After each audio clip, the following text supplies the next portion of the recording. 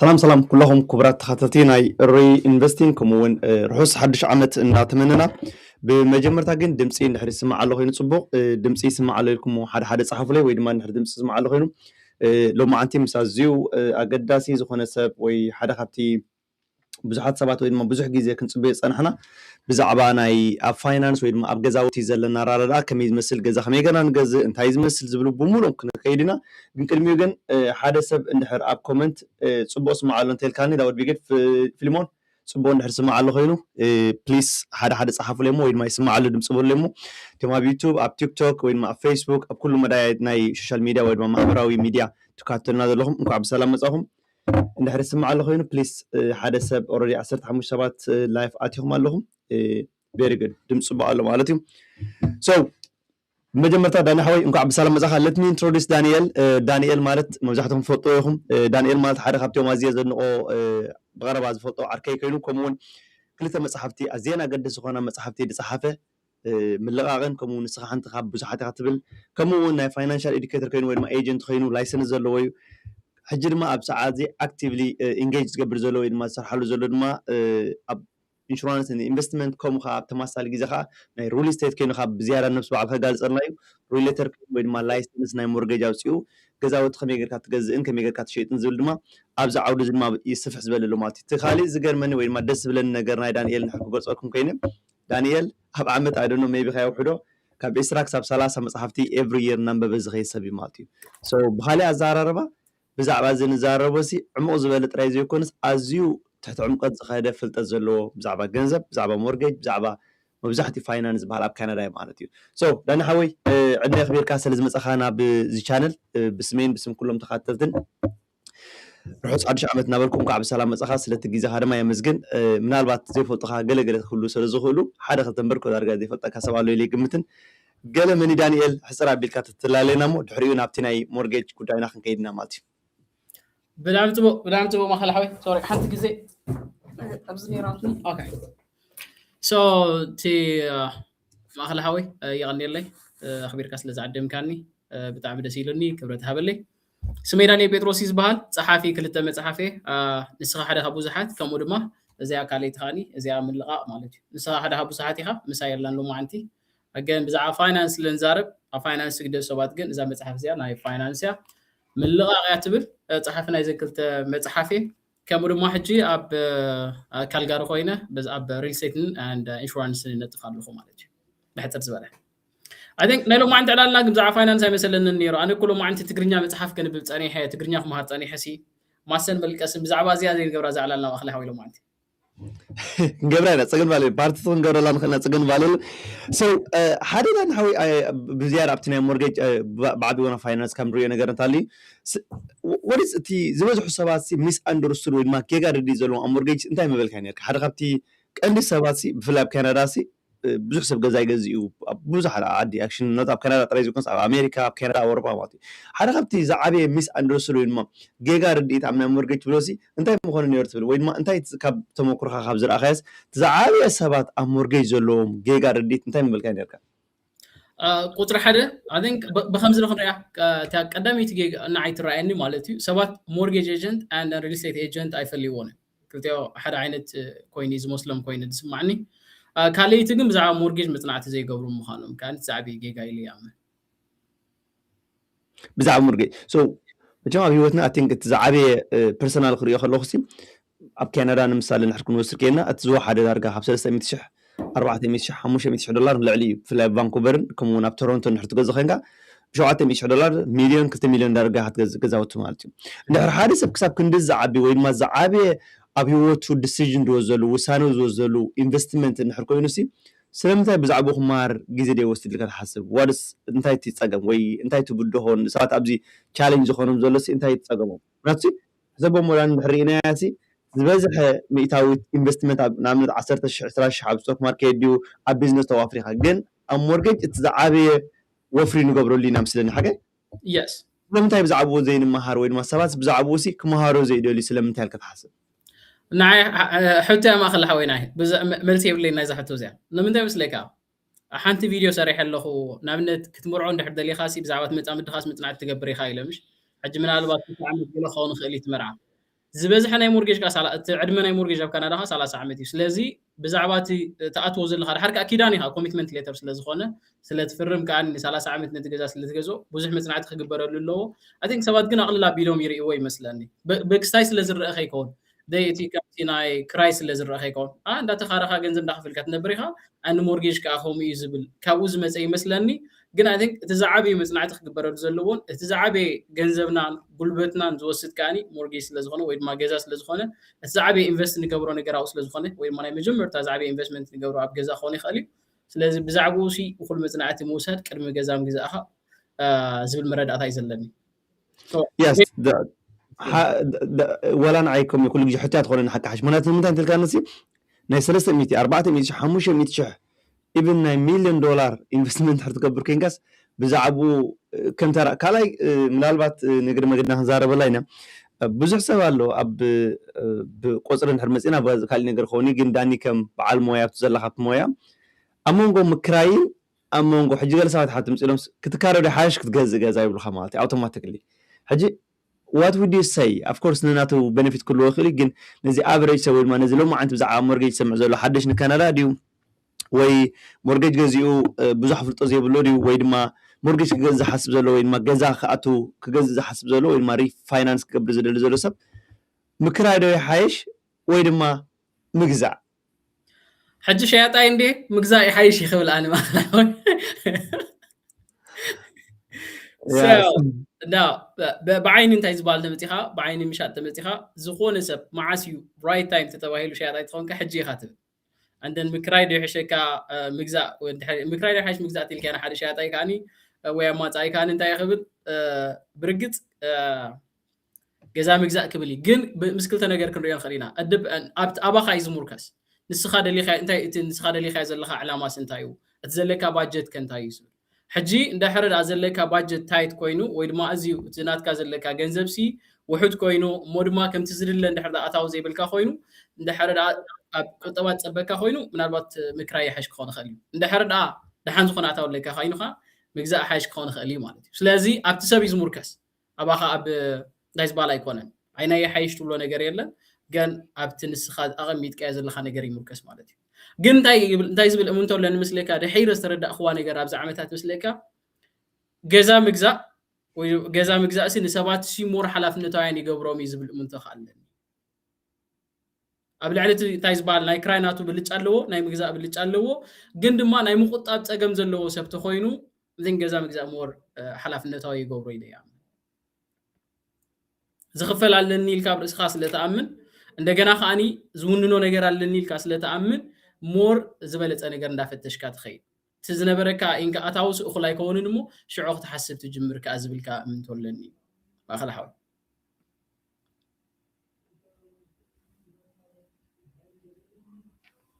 تملء فكري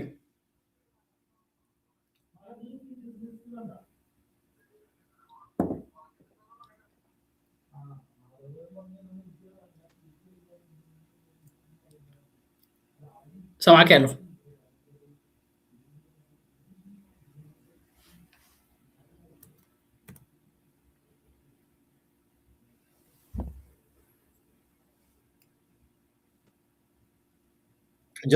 اسمع الغمش يا متى هلا اوكي يا اي اجري كل سبنا ناتو تاشم كله قدنتاوي سبات قال سبات أب جزا خراي جنت misconception كم زول كي حنت خدت زعبيت كينات الرأي كم أكله سب جزا خلوا انت يزبل لك ديت جزا خراي تخفلوا زنا مركي خات خفل بلك ماتيو but is that true جد بحق يكون عندي بالبال نسي كونه what is the difference نعم حدا سبسي كذا لا وصل هون نحكي الناس حدا سبسي بحق اديتي جزا دو خفلوا زنا برديو مس جزا إذا خفلوا وي انت كاز بحالالو ديت أب جزا كاب كنت تدربيو تبالك أزرب الله ما يسوي زي بحق تزربه اوكي سو مجمرتا مالتي ما خلا حواي اذن قبزلا حنت متحف ني كندا متصبس ولكو زنببكوا متحفه عند حدا سبات اب كندا لو خوينم نزا متحف كم بوا دس بلن بزعا مورجيش قلي كونتن جن بزعوا جنزب كاب اكس ابزل تزارب متحفه انت هات بالمسلكا اتس يور ماني اتبل سو نزا متحف زي كم بوا باهبلني عند حدا امبيبوما دس بلن مالتي بزوح ነገር كتحجزوا متخيل متحفيه مالتي ስለዚህ نزا متحف كم بوا خلو دس بلن بزعا فاينانس نفلاط اب كندا مزت الكاس عزي حاجازيتا زخونه سبتم بالو ويلا يامن ابتنا يحطو زبلكا ግን ፍልል ያለው ዲቴል ይወ እንደ ሕርዳ ተኻሪኻን ገዛ ገዚኻን ተኸፍሎም እቲ ኣብ ክራይ ተኸፍሎ ጥራሕ ኣይኮነን ካልኦት ተወሰኽቲ ነገራት ኣለዎም ናብነት እንደ ሕርዳ ተኻራይ ለኻ ኮንካ ናይ ምዕራይ ናባኻ ኣይኮነን ናይ ምዕራይ ናባኻ ኣይኮነን ፕሮፐርቲ ታክስ ናባኻ ኣይኮነን ናይ ገዛ ኢንሹራንስ ናባኻ ኣይኮነን ስለዚህ እዚኦም ብላዕሊ ኣለዉ እዮም ግን ገዛ ክትገዝእ ንሓስብ ከለና እንታይ ኢልና ንሓስብ ሓደ ኣብ ግምት ዝኣቱ እንታይ መስለካ ኣብ ላዕሊ ስለትነብር ቤዝመንት ድማ ስለተካርዮ እቲ ቶም ካልኦት ወጻኢታት ዝብልናዮም በዚ ስለዚ ሽፎኑ ዘለዉ እዮም ትሕቶ ዝመጽእ ግን ተኻራይ እንተሲኢነ ከዝብል ግን ኣብ ግምት ከኣትለዎ እጂ ኣብ ተኻራይቲ ግምት እቲ ኻ እንድሕር ተኾይኑ ትገዛ ዝግዛእ ዘሎ እቶም ዝበልካዮም መውጽእ ደይ ኣብ ክራይ ዝኸፍሎ ዝነበርኩ ምክንያቱ ስኻ ኣብ ላዕሊ ስለ ኣብ ላዕሊ ዝነበርካሉ ሰነኻ ትኸፍል እቲ ቤዝመንት ዘለኻ ነቲ ብላዕሊ ዝመጽእ ወጻኢታት ይገብሮ ማለት እዩ ግን እቲ ተኻራይ እንተሲኢንካስ ንሰለስተ ወርሒ ኸ ንኣርባዕተ ወርሒ ኸ ክትሰርር ትኽእል ዶ ክትቅጽል ትኽእል ዶ ዝብል ሕቶ ክምለስ ኣለዎ أتخفلت جنب بينيو سلازم مكراي جنزب مدرباي يكونه أنت هيرالو كسبت دلادل تكاره ده حنز خونه لا سي emergency fund شو راح يخون ولا أنت زي تخاريو خاك خفلو يخلي تيل كخاني جزات جز يكالي مالته جن مكراي مالت جنزب مدرباي يكونه كلا أنت هيرا جنزات نحر جزي أخذ هاي تبلج أتيل كاني خاني من اللي بعد تناب كراي زخيت زنبرة نبتنا تيجي جزاي خير مو equity build ضغط جبر تخيل كأني بلالنا I think بخمسة خمس سامس لأني ما خلها أمس لك عنكم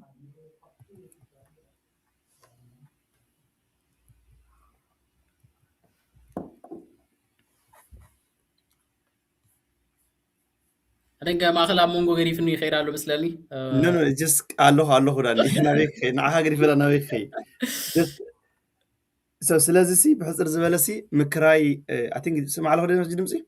سمع لها okay I don't know for some reason it's cutting off دمسي تي كشوم so سلازي تي مكراي زبحال مدرباي جنزب كم زي كونه I think إن كل سب نصور كينو كخون ويد ما كينو زبل أمونتو علنا مالتي so سلازي حد سب ككارا خلوسي جنزب كنا زدر بيو زلوا مالتي and then what is the steps كحد سب كقدمي جزا مجزوسي كمالو زلوا من نجارات ما تبز حسابات كابزريو يوم تايز قبر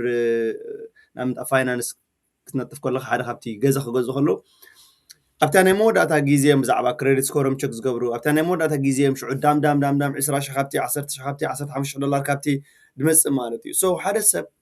نعمت كابلومي كلتا عمت وي أبلومي 3 عمت وي كابلومي نعمت أخجز نحرد لي جزا كمالهم زلوم نجارات انتايم وي دماتي مستباسي you know what حدا سب قدمي جزا مجزاها A B C D كتب لهم مالك كتب لهم نجارات انتايم مخونون يرون وي دما انتايم تيوم حدا سبسي قدمي جزا مجزو كمالهم زلوم استبات okay مجمرتا انتايز بال ناي مجمرتا زمت بزعوا جزا خمتن كله اب كندا باي ذا واي اي كالين يزبال ነገር የለን just በዚህ ጊዜ بأدي بفيديو ولا بسيديو ወይ بدي ማዕት ሆን ምርጫታት አለው ወይም ግን በእቲ ቅኑዕ አገባብ ጥራሕ ክነግረኩም በር አይ ካልን ይዝባል ነገር የለን እንትና ቅኑዕ አገባብ ታይ መስለካ ማኸላዊ መጀመርታ ብዛዕባ ገዛ ምግዛእ ክትሓስብን ከለኻ ሽዑ መጀመርታ ትመጻብረስ ሓንታያ ብዛዕባ ዳውን ፔመንት ምሽ እጀ ናብነት ዳውን ፔመንት ናብነት ክሳብ 500,000 ገዛ እንድሕር ገዚኻ ካብ 500,000 ንላዕሊ ዘሎ ኣንን ካብ 1 ሚልዮን ንላዕሊ ዘሎ ይፈላለዩ ስለዚ ናብነት ኣብ ካናዳ ካብ ሓደ ቀዳማይካ ገዛ ኢንቨስትመንት ስለይኮነስ ቀዳማይካ ገዛ ማለት እዩ so እንታይ ቀዳማይካ ገዛ ተኮይኑ ትገዛ ክሳብ 500,000 እንድሕር ኮይኑ ሚኒመም ዳውን ፔመንት ንገዛኻ 5% የለካ እዚ ማለት 25,000 ይኸውን ኣሎ ማለት እዩ ለዛ ቀዳማይት ገዛ ተሓስብ ከለኻሲ ዳውን ፔመንት 25,000 እንድሕር ኮይና ታናትካ ሊሚት 25,000 ክልወካ ኣለዎ ለሲ ስኻ ትደልያ ዘለኻ ገዛ ናይ 650,000 እንድሕር ኮይናኸ ናይ 650 ሽሕ እንድሕር ኮይና ከዓ እንታይ ክህልወካ ኣለዎ ኣብዚኣ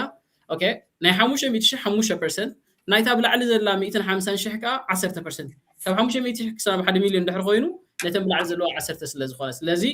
ናይ 650 ሽሕ ገዛ ክትገዝእ ትሓስብ ዘለካ ብርእስኻ 25 ሽሕ ዝተደመሮ 15 ሽሕ ክህልወካ ኣለዎ ማለት ስለዚ 40 ሽሕ ከባቢ ክህልወካ ኣለዎ ዳውን ፔመንት እዚኣ እታ ቀዳመይቲ እያ ግን ዝዓበ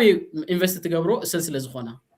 ብዘይካ እዚኣ ግን ካልእቲ ኣገዳሲት እንታይ እያ ንኣብነት ድሕሪ 4 ወርሒ ገዛ ክትገዝእ ሓሲብካ ኣለካ ንበል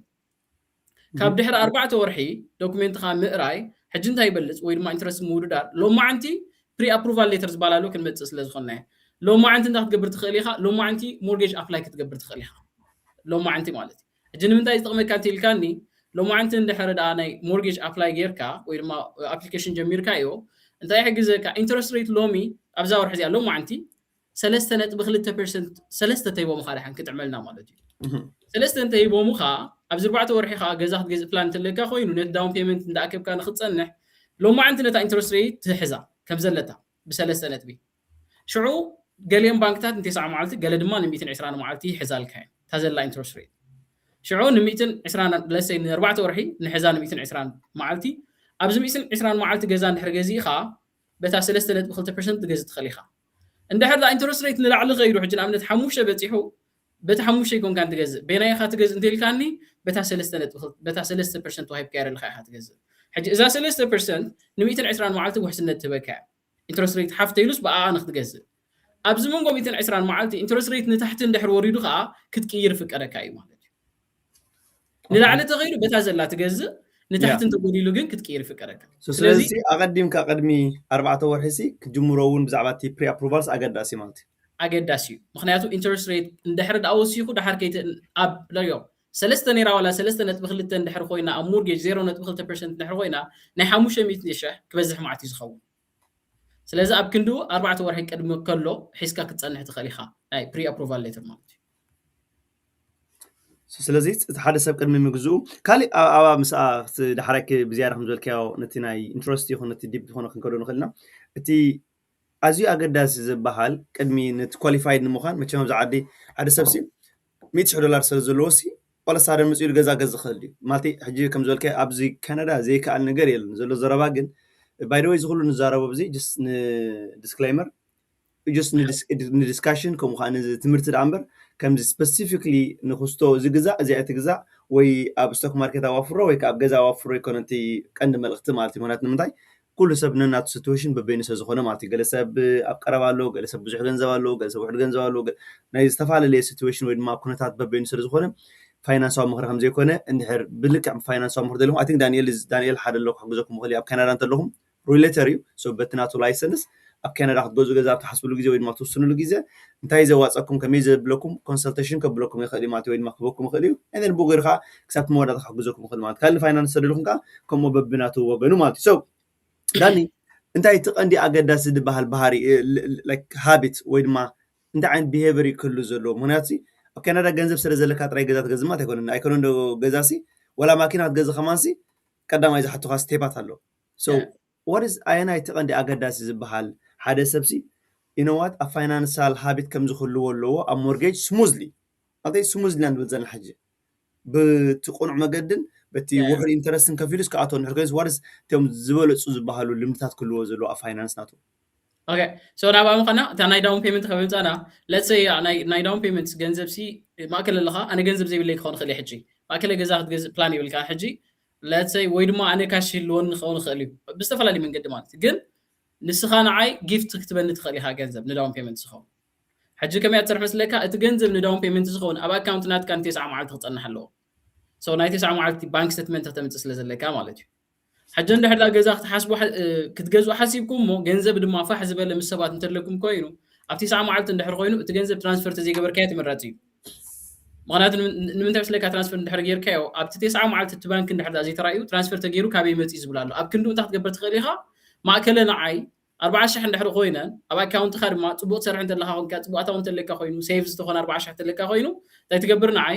ናይ ጊፍት ሌተር ትባላላ እቲ ሞርጌጅ ይሰደልካ ንዓዓ ትፍርመላ ንዓም ትፈርም ካላ 40,000 ንዳንኤል ጊፍት ክወ ተመላሲ ይኮነ እንት ገንዘብ ንዓኻ ማለት እዩ ወይ ደው ብሕጊ ተኸይና ድሓር ተወስደና ይትኽእልኒ ኢኻ ጊፍት ይብካኒ ኢኻ ጠልመካ ዋላ ክእል كم قال هذا انت لك والته سو تملاس زي كونه ندانيال جيفت 14 دولار هبل له الكا جيفت ليتر كتبوت خليها بانك ستمنت 5 تلاقبا ወይ ድማ ኣብ ባንክ ኸይድካ ማህተም ትህርማ ማለት እዩ ስለዚህ ሓደ ነቲ እቲ ገንዘብ ዘለካ እዚ ኸውን ከሎ ካብ ትራንስፈር ግብር ኣቢልካ ኣብ 9 መዓልቲ ነዳውን ፔመንት ምምላእ ጊፍት ሌተር ዝበለፀ እዩ ምክንያቱ ኣይንቕበሎ ኢና ክብልካ ክእሉ እዮም እዚኣ ሓንቲ ኣብ ናይ ትራንስፈር ነዳውን ፔመንት ዘሎ ገንዘብ ኣይንቕበሎ ኢና ክብልካ ይኽእሉ እዮም ብኸምኡ ታ ሞርጌጅ ክትገዛ ክትውና ዝሓሰብካ ገዛ ክትከስራ ትኽእል ኢኻ ካልኣይቲ ድማ እንታይ እያ ክንደይ ግዜ ብዛዕባ ክሬዲት ስኮር ቪድዮ ሰሪሕካ ኣለኻ I think ብዙሕ ግዜ ሰሪሕ ኣለኹ ግን ብዙሕ ሰባት ኣይስተፍሉልን እዮም ወይ ኣብ ቃታ ምስ በፅሐ ጥራይ ዝርድኦ ዝበዝሕ ሰብ ክሬዲት ስኮር ክሳብ ክንደይ ባይ ዘ ወይ እስከ ዳኒ ኣብዛ ፀቕጥ ኣቢልካ ክሬዲት ስኮር ሲ ክሳብ ክንደይ ኣገዳሲ ፕሊዝ ምክንያቱ ብዙሕ ሰብ ኣይፈልጦን ገለመለ እናበለ ዝኸይድ ኣብ መወዳእታ ብሳሪ ወላ እውን ገለ ሰብ እውን ኣይፈልጦን ብዘይ ቀልዓለም ወላ እውን ገዛ ክገዝእ ከሎስ ሓደ ሰብሲ ካብ 750 ክሳብ 800 ዘለዎ ክሬዲት ስኮርን ሓደ ሰብ ኣብ መንጎ 650 ክሳብ 700 ዘለዎ ክሬዲት ስኮርን ኣብ ዕዳጋ እንድሕር መፅኦም ኣየናዮም ተረባሒ ኣየናይ ኣገዳሲ ዝኸውን ወይ መን እዩ ሞር ኣድቫንቴጅ ዘለዎ እዚያሲ እዚ ኣይድያ እዚኣ ክነግረካ ማእኸል ሓዊ ክሬዲት ስኮር እንዳሕር ዳ ኣብ ካናዳ ለኻ ኾንካ ገዛ ክትገዝእ ትሓስብ እንተለኻ ኾንካ እሞ ድማ ግዜ እንተለካ ኮይኑ 3 ወርሒ 4 ወርሒ 2 ወርሒ እንተለካ ኮይኑ ኣቐዲምካ ክትገብራ ዘለካ ክሬዲት ስኮር እያ ሕጂ ኣብዚ ዓድስ እንታይ ተረዲኡ ንመስለካ ማእኸለ ካብ ገንዘብ ኣይኮነን ሓይሊ ካብ እዚ ገንዘብ ትለካ ከለኹሲ ናይ ምልቃሕ ክእለትካ እዩ ሕጂ ክሬዲት ስኮር ናትካ ካብ 670 ንታሕቲ እንድሕር ዳ ኮይኑ ከለቅሓኻ ዝኽእል ኣካላት የለዎም ኣዝየን ትሑታት እየን ከለቅሑኻ ኣይክእሉን እዮም ክንብል ንኽእል ኢና ምክንያቱ ኣነ ብኸምኡ ክላይንት ናተይ ገዛ ዘይተዋህበ ይፈልጥ እየ ደማ ተርዋት ብኤ ኺድ ብሲ ኺድ ብዲ ኺድ ዝተፈላለዩ ዓይነት መንገዲ ፈትን ነቲ ኳሊፋይ ምባል ክትረክብ ትኽእል ኢኻ እንድሕር ደኣ ክሬዲት ስኮር ናትካ ታሕቲ ኮይኑ ግን ዝቕበለካ ባንክ የለን ዝቕበለካ ኣለቃሒ የለን ኤለንደርስ ባሉሎ ቢለንደርስ ባሉሎ ኮምዳልና ከን ንኽእልና ብምሉም ኣይቅበልኻኒ ምክንያቱ እንታይ ዝምን መስለክ እንታይ ዝሕሰብ መስለካ እሙን ኣይኮንካ እንተባሂልካ ኢኻ ትረአ ወላ እንተ ለቂሖሙኻ ከም ገለ ከኣኒ እቲ ዝህቡኻ ኢንተረስት ሬት ሃይ ዝኸውን ኣለዉ ክላይንትስ ክልካሲ ኣለዉ ሰባት ኣብ ዝሓለፈ 2 ዓመት 3 ዓመት ብ7.2 ኢንተረስት ሬት ዝገዝኡ ገዛ ኣለዉ ኢንፋክት ኣብ 9.2 ዝገዝኡ እውን ኣለዉ 9.2 ማለት ዳርጋ ስረኻስ ብክሳትካ ውፃያ ማለት እዩ ስለዚ ክሬዲት ስኮር ናትናሲ ወላ ሓደ ነገር እንታይ ዝበሃል ዝገብረና ኬና ቸጌርና ልዕሊ 700 እንድሕር ኣምፂናዮ እቲ ዝወሃበና ኢንተረስት ሬት ሓደ ውሕድ እዩ ዝኸውን ካልኣይ ከኣኒ ካብቶም ዓበይቲ ባንክታት ኢና ለቓሕ ንረክብ ሽማለት ዝተፈላለየ ኮስትስ ኣሎ ከም ከፍሎ ዝግባአና ይቕንሰልና እዩ ማለት እዩ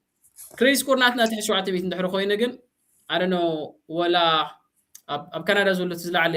ናይ ሞርጌጅ እንታይ ዝበሃል ክኢላ ዝበሃል ሰብ ለቓሕ ክረኽበልካ ይክእልን ምክንያቱ እቶም ኣለቃሕቲ ዝበሃሉ ትካላት ኣይህቡኻን ያ ስለዚ ክሬዲት ስኮር ብሕፅር ዝበለሲ ክሬዲት ስኮር ከዓ ከምዚ ኣብ ወርሒ ኣብ ሰሙን ዝብል ኣይኮነን ዋን ኦፍ ማይ ጆብ ማለት እዩ ኣብ ሰሙንካ ትዕርዮ ነገር ገለመለ ኣይኮነን ክወርድ ሓንቲ ናይ ቴሌፎን ድያ ናይ ዋይፋይ ድያ ወይ ናይ ክሬዲት ካርድ ዘይከፈልካ ክትወርድ ከላ ብሓንሳብ እያ ቦም ትብል ክዲብ ግን ዓቐብ እያ እቴክ ብዙሕ ግዜ ዝወስድ ማለት እዩ ስለዚ ክሬዲት ስኮር ሓደ ካብቲ ኣገዳሲ ማለት እዩ ምናልባት ቅሩብ ምልስ ከበለካ ቅድሚ 4 ወርሒ ክዳለወን ኣለዎ ትብሎን ሊስታታት እንታይ ኮን ዝኾና ቀዳመይቲ ክሬዲት ስኮር ናትካ ኣሎ ኮይኑ ኩሉ ነገር ገዲፍካ ነታ ክሬዲት ስኮር ናትካ ኣስተኻኽላ ምክንያቱ ክሬዲት ስኮር እንድሕር ዳ ሓሚቑ ልቓሕ ዝበሃል ክትረክብ ኣይትኽእልን ኢኻ ዝበዝሕ ፐርሰንት ኣይትረክብን ኢኻ ግን ማለት ኣይኮነን 9.2 ምርካብ ኣይኮነን 7.2 ምርካብ ኣይኮነን ብርባዕተ ክትረክብ ዝግባእካ ናብ 7.2 እንድሕር ዳ ኸይሩ ካልኩሌተር ጌርና ናይ 500,000 ገዛስ ሜቢ 4,000 ገለን ክመፅእ ይኽእል እዩ ማለት ፔመንት ፌር ኣይኮነን ሓደ እዚኣ እያ ክሬዲት ስኮር ናትካ ተስተኻኽል ኣለካ እንደገና ከኣኒ ዳውን ፔመንትስ ክትዳሉለካ ኢመርጀንሲ ፋንድ ክትዳሉለካ ምስ ዳውን ፔመንት ስለዝርኢ ኢመርጀንሲ ፋንድ ማለት ለሰይ ኣብ ካልጋሪ ሕጂ ፅቡቕ ኮይን ፅቡቕ ኣጋጣሚ ኮይኑ ኣብ ካልጋሪ ዝተገዝአ ገዛ ይካረ ይቐልጢፉ ዝተፈላለዩ ብፍላይትን ቦታታት ማለት እዩ ግን ክሳብ ዝካረ ክትሽገር ስለትኽእል ዘይክካረውን ስለዝኽእል ኣትሊስት ብ6 ወርሕስ ነታ ሞርጌጅ ናትካ ኳልኩሌት ክትገብራ ኣለካ ኣትሊስት ዝተወሰነ ኣማውንት ገንዘብሲ ክህልወካ ኣለዎ እዚኣ ከምኡ ክህልወካ ኣለዎ ስራሕካ ክህልወካ ኣለዎ ናይ ስራሕ ወረቐት ክህልወካ ስለ ዘለዎ ሰልፊ ኢምፕሎይድ ተኾንካ ካልእ ስለ ዝኾነ ባንክ ስቴትመንት ናትካ ገለ እዩ ዝርአ ናይ 2 ዓመት ናይ ታክሲ ማለት እዩ ኣብዚ ናይ እንታይ ዝበሃል ተኾይኑ ግን مجمرتا ايدنات كاي زحتت كالاي بانك ستيتمنت نات كان انتريسي سالساي داون بيمنت اللي كان يبلكاني رابعي كريدت سكوري لذا ابتا كريدت سكورن ابتا داون بيمنت ني نخنصقط زلنا ማለት بزين كلتا زين سو سلازي كريدت سكور كلنا صبو كريدت سكور ناتنا بيلد نقبر لنا and then باغا حنت بايدوي عنتوين عاون زقاطم زنبر داني صبوتي زبلكا قدمي 3 ورحي جنزب نا بانكنا دحرنا امنت غزات غزو خن قالت سيد 6 ورحي ابكندي لو ما عنتي ابكندي دحري كنت ورح 3 ورحي اركادي وحوخادي وي زنبركا جنزب دي نا سبونسر تتحازري وي قالدي ابكن شعو ترانسفير تقبرو قدمي 3 ورحي نهار قدين كبمنات ذا ماكسيمم مورجيج اكاريتي وي علاقه حتى زحطوها تينا 3 ورحي تينا 3 ورحي نرزي غيركا كالينا بجيفتو نا بقل ملات كيدخا تازبلت بيرسونال خري اخلوم نحرزي كوينو كم زل كيداني تا ناي جيفت زبل كيا صبقتها ماتو تزي كاين ግን اقدم كا ور اباوت كان مسرسه ورت ገንዘብ ናብ ባንክ ትራንስፈር ትገበር ከያ كا ثلاث ورح زغبر انت حر خوين صقم يقولون بانك ግን ናብነት ኣብ ካናዳ مش لعل 10000 ካሽ ሒስካ እንድሕር መፂኻ ሕጂ ኣሓድ ኻይም ፊንትራክ ንብለሎ يس ፊንትራክ يس ያ ማኒ ላንድሪ ስለ ዘሎ ስለዚ ቅድሚ 9 መዓልቲ ተኮይን صقم يقولون 9 መዓልቲ አትሊስት ግን ኣብታ ኣካውንት ክጸንሕ ኣሎ ትገንዘብ ኣብታ ኣካውንት ስለዚ ቅድሚ ገዛ ምግዛኻ አትሊስት ቅድሚ 6 ወርሕሲ ዘለውኻ ነገር ከጻፎም ትኽእል ነገር ሓደ ካብኦም እዩ ማለት እዩ يس ኣብ 9 መዓልቲ እንድሕር ኮይኑ ግን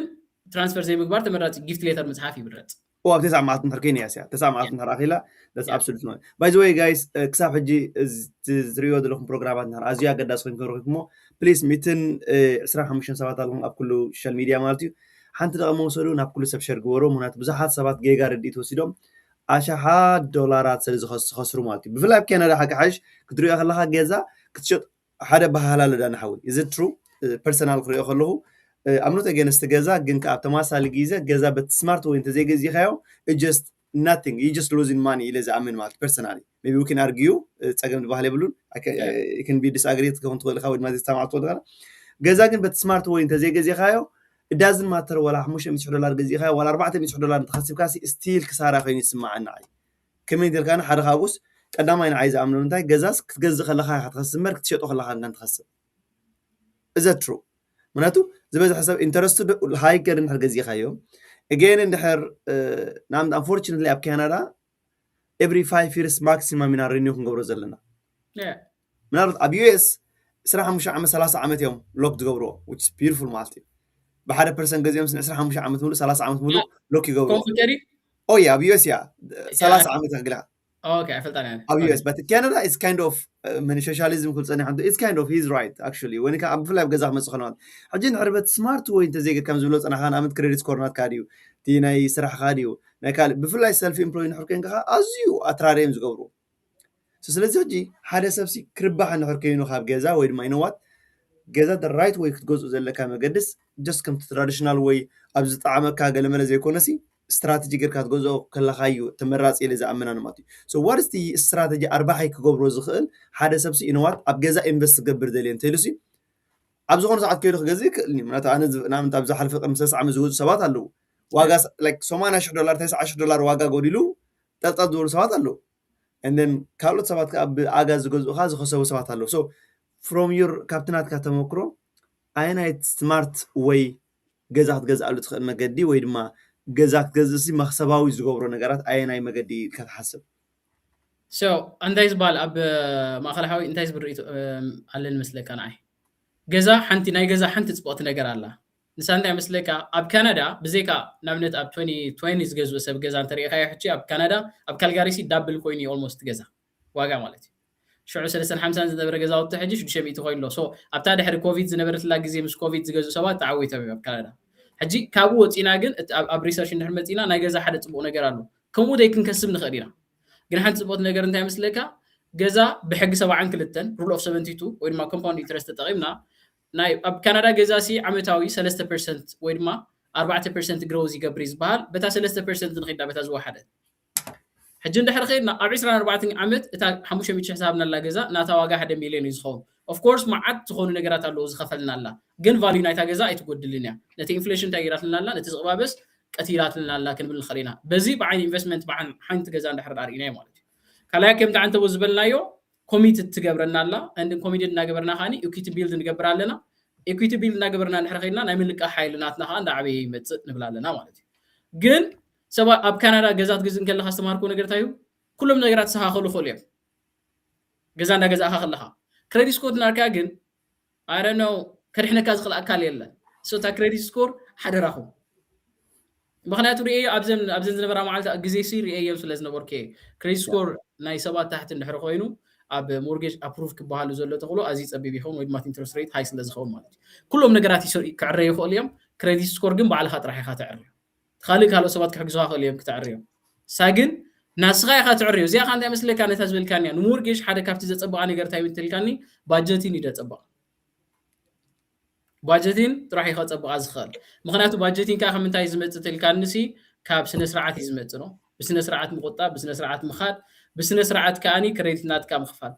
ናይ ዝበዝሕ ሓሳብ ኣብ ፋይናንስ ለዝነበርና ንዝሓለፈ ዓመታት ናይ ዝበዝሕ ሰብ ክሬዲት ስኮር ዝሃስዮ እንታይ ትልካኒ ቢል ናይ ሞባይል እዩ ናይ ክሬዲት ካርድ ይኮነን ዝበዝሕ ሰባት ባይዶ ክሬዲት ካርድ ናቶም ይኸፍልዎ እዮም ኣብ ሰዓቱ ናይ ቴሌፎን ቢል እዮም ዘይከፍልዎ ስለዚ ይብሎም ከዓ ኣይመስለንን እንታይ ግን just እንታይ ዝባሃል እቲ ኣብ ሰዓቱ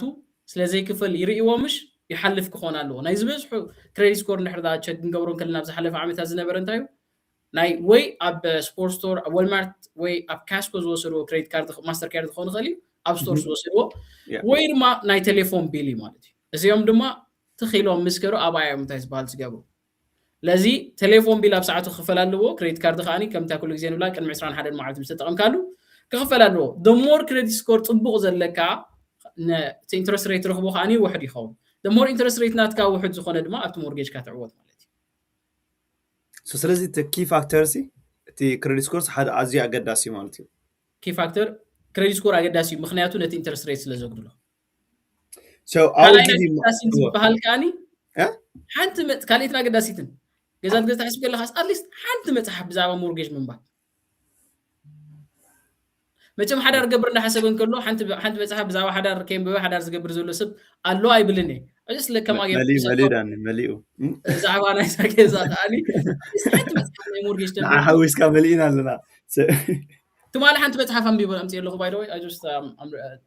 እዚኣ ኣንቢቦ ኣለኹ ሞርጌጅ ሰክሬት ያስ ሶ ሓንቲ መፅሓፍ በርን ኣውት ዮር ሞርጌጅ ብሎ ፅበት መፅሓፍ ኣላ ኣብ ካናዳ ግን ሓንቲ መፅሓፍ ተንቢብካ እኽልቲ እያ so this is not a principle of ገዛ ክመፅእ ከሎ ማለት እዩ everybody whoever that's watching ማለት ዝኾነ ሰብ ካብ ዝኾነ ቦታ ዝርኢ ዘሎ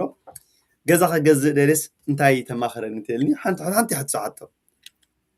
so እንታይ ከኢልካ ቀዲምካ ቢዝነስ ቢልድ ግበር ተዘይክኢልካ ግን atleast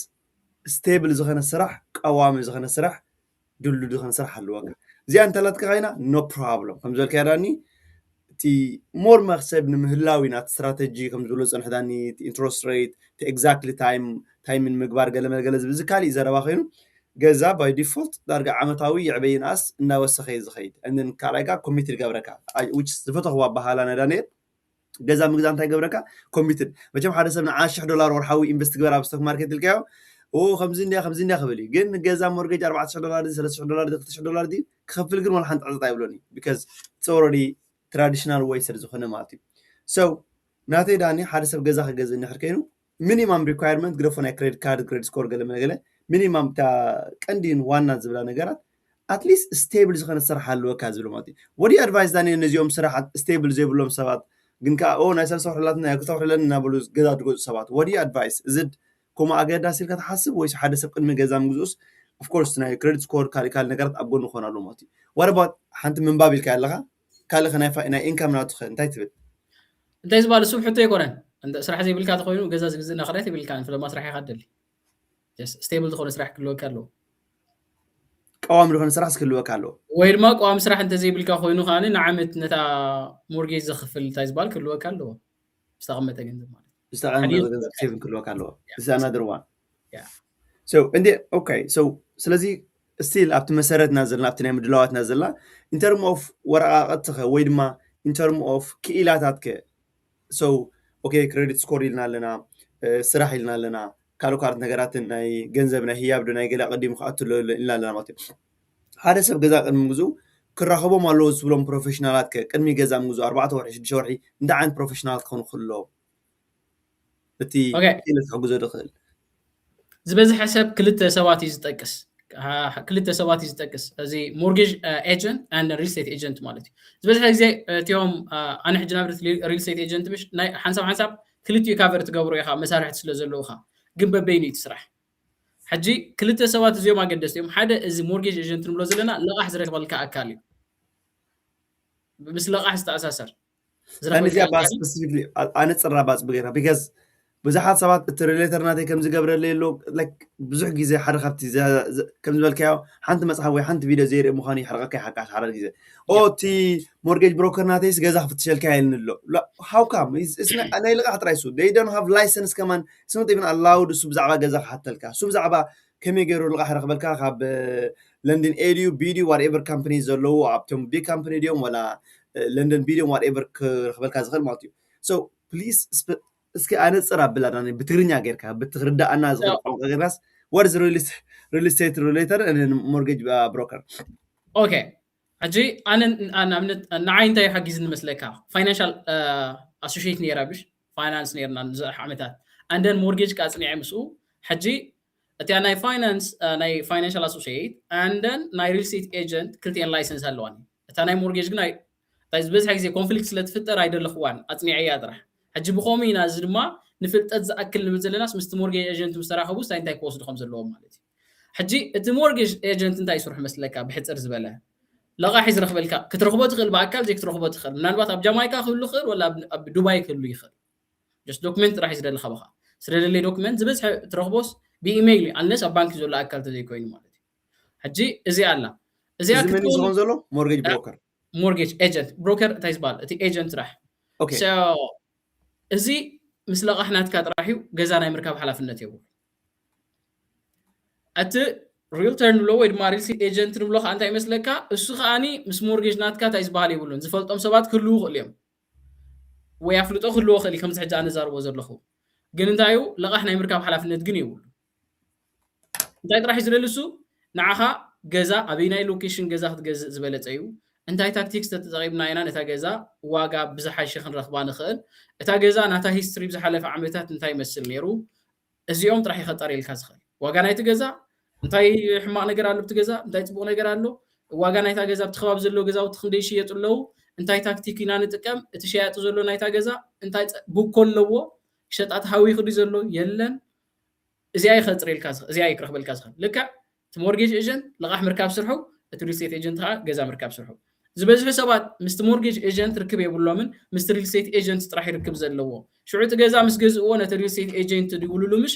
أنا كودي إيه بلك يا بتاتقل ودي يسرحنا تاجزا مفتح مسرك بكا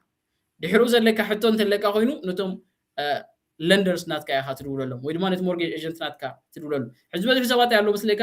variable جيرنا يعلو نايلهم جزوم fixed تسألنا حلو fixed جيرنا يعلو نايلهم كان variable تسألنا حلو شو نتي إيجنت real estate إيجنت تقول له حجدا عند وزول كهات عم يتحف حنت بيبكات تسألني حكاجن نو إذن جير كان لي الله خنا تعديل كم بواخر لها إذن جير كان لي الله إذن يخون يروت ولا so ሰባት ክርዶም ዘለዎ ነዚኦም ክልተ ኣካል ክረኽቦም ኣለዎ ካብዚ ሞፃ ክልተ ኣካል ኣለዉ ዝርከቡ ፋይናንሻል ኣድቫይዘር ናቶም አንድ ኣካውንታንት ናቶም ካለ ናይ ዝበዝሑ ሰባት ኣካውንት CRA ኣብ ኦንላይን ኣይከፍትዎን እዮም ሕጂ CRA ሪት ከፍቶ እንድሕር ኮንካ እቶም ዶክመንትስ ናይ ታክስ ክኾኑ ይኽእሉ ቻይልድ ቤነፊት ክኾኑ ይኽእሉ ምስ መን እዮም ዘለዉ ምስ ኣካውንታንት እዮም ዘለዉ ኣካውንታንት ናትከም ዘለዉ ያ ትሩ yes ስለዚ ንሱ ኢሜይል ክገብረልካ ኣለዉ ዘለዎካ ዶክመንትስ so I don't know أب كندا خن كان حر I know حدش كنت تقوليها أب كندا خن كم جن كسب لهم عنتي أنت CRA account online تزيبل كخين I don't know what you do أنت تقبل الله أب كندا مالتيو so أنا حركت عام سلسلة عن طرقات عمل غيرك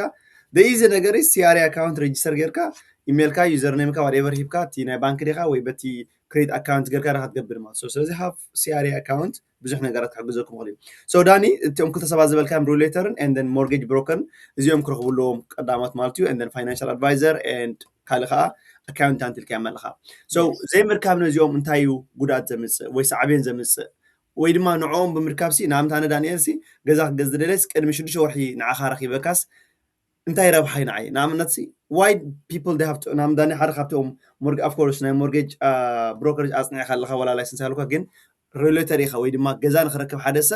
بأكل كيتكا أنا جزا كمية حيش انتاي حيش بلسي كابتهم زرخوا أكلاتي خاصة and then what is أبو كفل اللي قالوا لي نعم انت finance مسخلو حدث بس مساي investment تجرو مس حركة على سبيل investment تجرو maybe up to it بزح نجر بتي نسخات فولطو ويدما بتي متنستي advisors فولطو investment كعبيل مبر it's not because أب مسحر advisor سوزل automatic عب مالته يكونن so أو غير روحات تقلو ديو كاو agent نا agency روحات وي انتي بزح طقمتها تعلو سلكات كمت وين ما انتي طقمتها تعلو so بأونتا هنكيرينا بأونتا هنكيرينا let's say mortgage agents ندحر دارخيب كا نا أب تيرخا بنك خا تيديو mortgage agent خالك هجي أب تيدن دحر خيت كا أب عزلو ناي تيدي product راح يشيد سلازين دحر دا ناي تيدي product مالت أجرخا عبيو sorry أجرخا عبيو أما قريب الكارو لخا أمين عتبابع حجتاي يقول لك أنا عباي أجرخا أفتح أما أتواب لك موزة أما رازت أي باتن النادي لك أنت إذا قبل مسلك أجرخا قريت إذا تولكوا أنت أجرخا نتاج أما يكون نزعبيع نتاج أجرخا يقرطا أوام تايبال جورات برودكت نسات رح سلزخونه وش بيس حماس سلزخونه يكونن زلزل له ناتو عميل خا متي خير لخا شخات زلو برودكت هي بقالو مالتي حجي سولان وعلو مورجيج ايجنتيو جن مورجيج ندحر دا كمزي بينهم يسرحوا اندبندنت مورجيج ايجنتس ندحر دا رخيبكا ويما مورجيج بروكرز دا رخيبكا انت حجزخا ابستفلالي بوتا تشيك يقبللكا ريتس مالتي انترست ريت تزعبي شجر زفتر جن ابزيو نمنت ناي سوات غزي خنطف يبلنا ندحر دا انا حدا سب رخيبكايو مورجيج انترست ريت رخبر لي الكايو نعو السون دال لي الكان كله كيتكا 5 4 5 تايز بالت قبرت وانكا اب حدا غزي ناي 5 7 غزي تطفى لها مالتي يس بس ناي 7 غزي خنطف يبلنا نبعدو اتناتكا كريديت اب 4 5 بول مغبار لت كريديت سكور ناتكا سلازقتلو مالتي انت بزح كلته مورجيج ايجنت تكيدالك تبزح زبز في سبات انت يريب زحلفوا عميدات مورجيج اندبندنت خونه سبي رخبو بولكو سرح حساب نعو خيرهم رخبلنا بلو نستون دار لهم كله شعو استحت انترست ريت مسرخبو نبانك نتا استحت انترست ريت حيزوما نبانك يخور شعو نزي اس ماتش قبروا لنا يبلو انا خم جزا اي جزا سي حلافنت يبلين كيده نبانك نزي ماتش قبروا ليك بلو نسوم دليم يوم ماتش قبروا لي زغبو امنير حجي ابز تفلل يالو چاما اغرها قريت قاب چاما تو زوللو نحر اندبندنت رخيبكا هاني انت يغبرو اوكي اغرها عبيو چاما رخيبكا دلخا صبيو سلازي غافي يزبل ጫማ خندليل كاينا زولا አካላት አለው ስለዚህ ናይ ሰባት ጊዜ ክነጥፍ የብልና ብልካ ግን ድማ እንደሕርታ ኢንዲፔንደንት ዝኾን ሞርጌጅ ብሮከር ሰኺብና ኣብ ዝተፈላለዩ ለንደርስ ክደልዩልና ይኽእሉም ዝሓሸ ሬት ከዓ ክንረክብ ንኽእል ኢና ማለት እቲ ኢንተረስት ሬት እዚኣ ሓንቲ ጽቡቕ ነገሩ ማለት እዩ ናይ ሪል ስቴት ኤጀንትስ እንድሕር መፂና ባዕልኻ ገዛ ክትረክብ ትኽእል ኢኻ ባዕልኻ ከዓ ኔጎሽየት ክትገብር ትኽእል ኢኻ ግን ድማ ኤክስፐርት ምድላይካ ገዳሲ ይኸውን ዘይትፈልጦም ነገራት ብዛዕባ እታ ገዛ እንታይ ኣለዋ ሂስትሪ እንታይ ሊስት ተገይሩሎ ናብ ሰባት ናብ ፓብሊክ ዝኸይድ ናብ ዝርጋሕን ነእተም ኤጀንትስ ዝርእይዎ ንባዕሉ በበይኑ እቲ ናይ ትገዛ ማለት እዩ እቲ ሂስትሪ ናይ ትገዛ ስለዚ እዚ ኸዓኒ ክሕግዘካ ይኽእል ኣብ ኔጎሽየሽን ክሕግዘካ ይኽእል እዩ ብፍላይ ባየር ትኾንካ ነቲ ሪል ስቴት ኤጀንት ትኸፍሎ ነገር የለን ነቲ ሪል ስቴት ገዛ ዝደልየልካ ዘሎ ሰብ ስኻ ትኸፍሎ የለን ካብ ሸያጣይ ስለ ዝኽፈል ማለት እዩ ስለዚ ናትካ ንዓኻ ዝበለፀ እዩ ኔጎሽየት ዝገብር ንሱ ማለት እዩ እዚኦም ሕጂ እዚኦም ኣውንታ ኣለዎም ካልኣይ ኣውንታ እንታይ እዩ እቶም ትረኽቦም ሰባት ዝፈልጥዎም ሰባት ከዓ ወሳንነት ኣለዎም ዘለዎም ኔትወርክ ኣገዳሲ እዩ ኣነ ሕጂ ንኣብነት ፋይናንስ እንተኢሎምኒ ኔትወርክ ብካናዳ ምን ኣለኒ ኢለ ዝሓትት ነው ክሪፕቶ ተሓቲቶምኒ ፋይናንስ ተሓቲቶምኒ ምስ መን ከራኽቦም ይኽእል ሪል ገዛ ንሕር ሓቲቶምኒ ከምኡ ማለት እዩ እዚ ኸዓኒ እቲ ኣገዳሲ እዩ እታ ኣዝያ ሓሳይት ነገር ክነግረካ ኣብ ሞርጌጅ ንኹሉ ነገር ትዕንዎ ማለት እዩ ከይተረዳእካ ነገር እሺ ምባል ኣጀስ ኣነ ሪል ስቴት ኤጀንት ናትካ ወይ ድማ ሞርጌጅ ብሮከር ናትካ ኣሎ ባይ ዘ ወይ ንሓበሬታ ገንዘብ ኩሉ ሽግር ፈትሕ ማለት ኣይኮነን ገንዘብ ሲ ኩሉ ሽግር ኣይፈትሕን እዩ እንታይ ረኣሉ ኸዓኒ ዝዓበየ ሽግር ዘምፅእ ከዓ እንታይ ትልካኒ ኸዓኒ ከይተረዳእካ ከሎ እሺ ምባል ተዘይተረዲእካ ኣይተረዳእንን እዚ ዝፍርመሉ ዘለኹ ገዛ ሞርጌጅ ኣይተረዳእንን ዘረኺብናዮ ዘለና ገዛ ኣይተረድእትንን ናይ ምሕታት ሓላፍነት ኣለካ ክንዲ ዝደለኻዮ ገዛ ናይ ምርኣይ ሓላፍነት ኣለካ ክንዲ ዝደለኻዮ ሕቶ ናይ ምሕታት ሓላፍነት ኣለካ ዘይተረዳእካ ነገር ከዓኒ እሺ ምባል ግን ዓብጣጥ ኣለዎ ብዘን ዝሓለፈ ዓመታት ዝረኽቦ ማለት እዩ ድሕሪ ቋንቋ ፀገም ኣሎ ኮይኑ በቃ ንሓደ ሰብ ቋንቋ ዝኽእል ሰብ ትርጉመለ ይበሉ ዘለና ግን ምስ ካልእ ሪል ስቴት ኤጀንት ገዛ እንዳገዛእኻ ከለኻ ንዓይ ደው ኢልካ ግን ምኽርካ ሃበኒ ምስ ክስተ ገዛ ኣለኹ ግን ከይትብለኒ ታዛዕበየት ነገር ማለት ኣነን it's conflict of interest ምክንያቱ ኣብ ወቅትኣቱ ስለዘይፍቀደካ ተርጓማይ ክትወስድ ግን ፍቀደካ So ስለዚህ it's very very well said Daniel ስለዚህ guys እንድሕር ኣብ ካልጉሪ ወይ ኣብ ካናዳ እንተለኹም ኮይንኩም በቲ ዝሓሸ መገዲ ወይ ድማ በቲ ክትከርዎ ትኽእሉ ዝግባኣኩም መገዲ እሞ ዝበለ ፍልጠት ዘሎ I think I recommended Daniel ረኸብዎ and then I don't know maybe Daniel حريف قارين نحكي تليفون قرفلك مي I know حتسات تلوخ بزح حتسات نحرسكم من كسام وداتا دا ود بيجي حجي نحر شير قركم وزي فيديو نحر لايك قركم صبغ نيرو تيزلكم حتسات ما دا حرايك كرينا مات so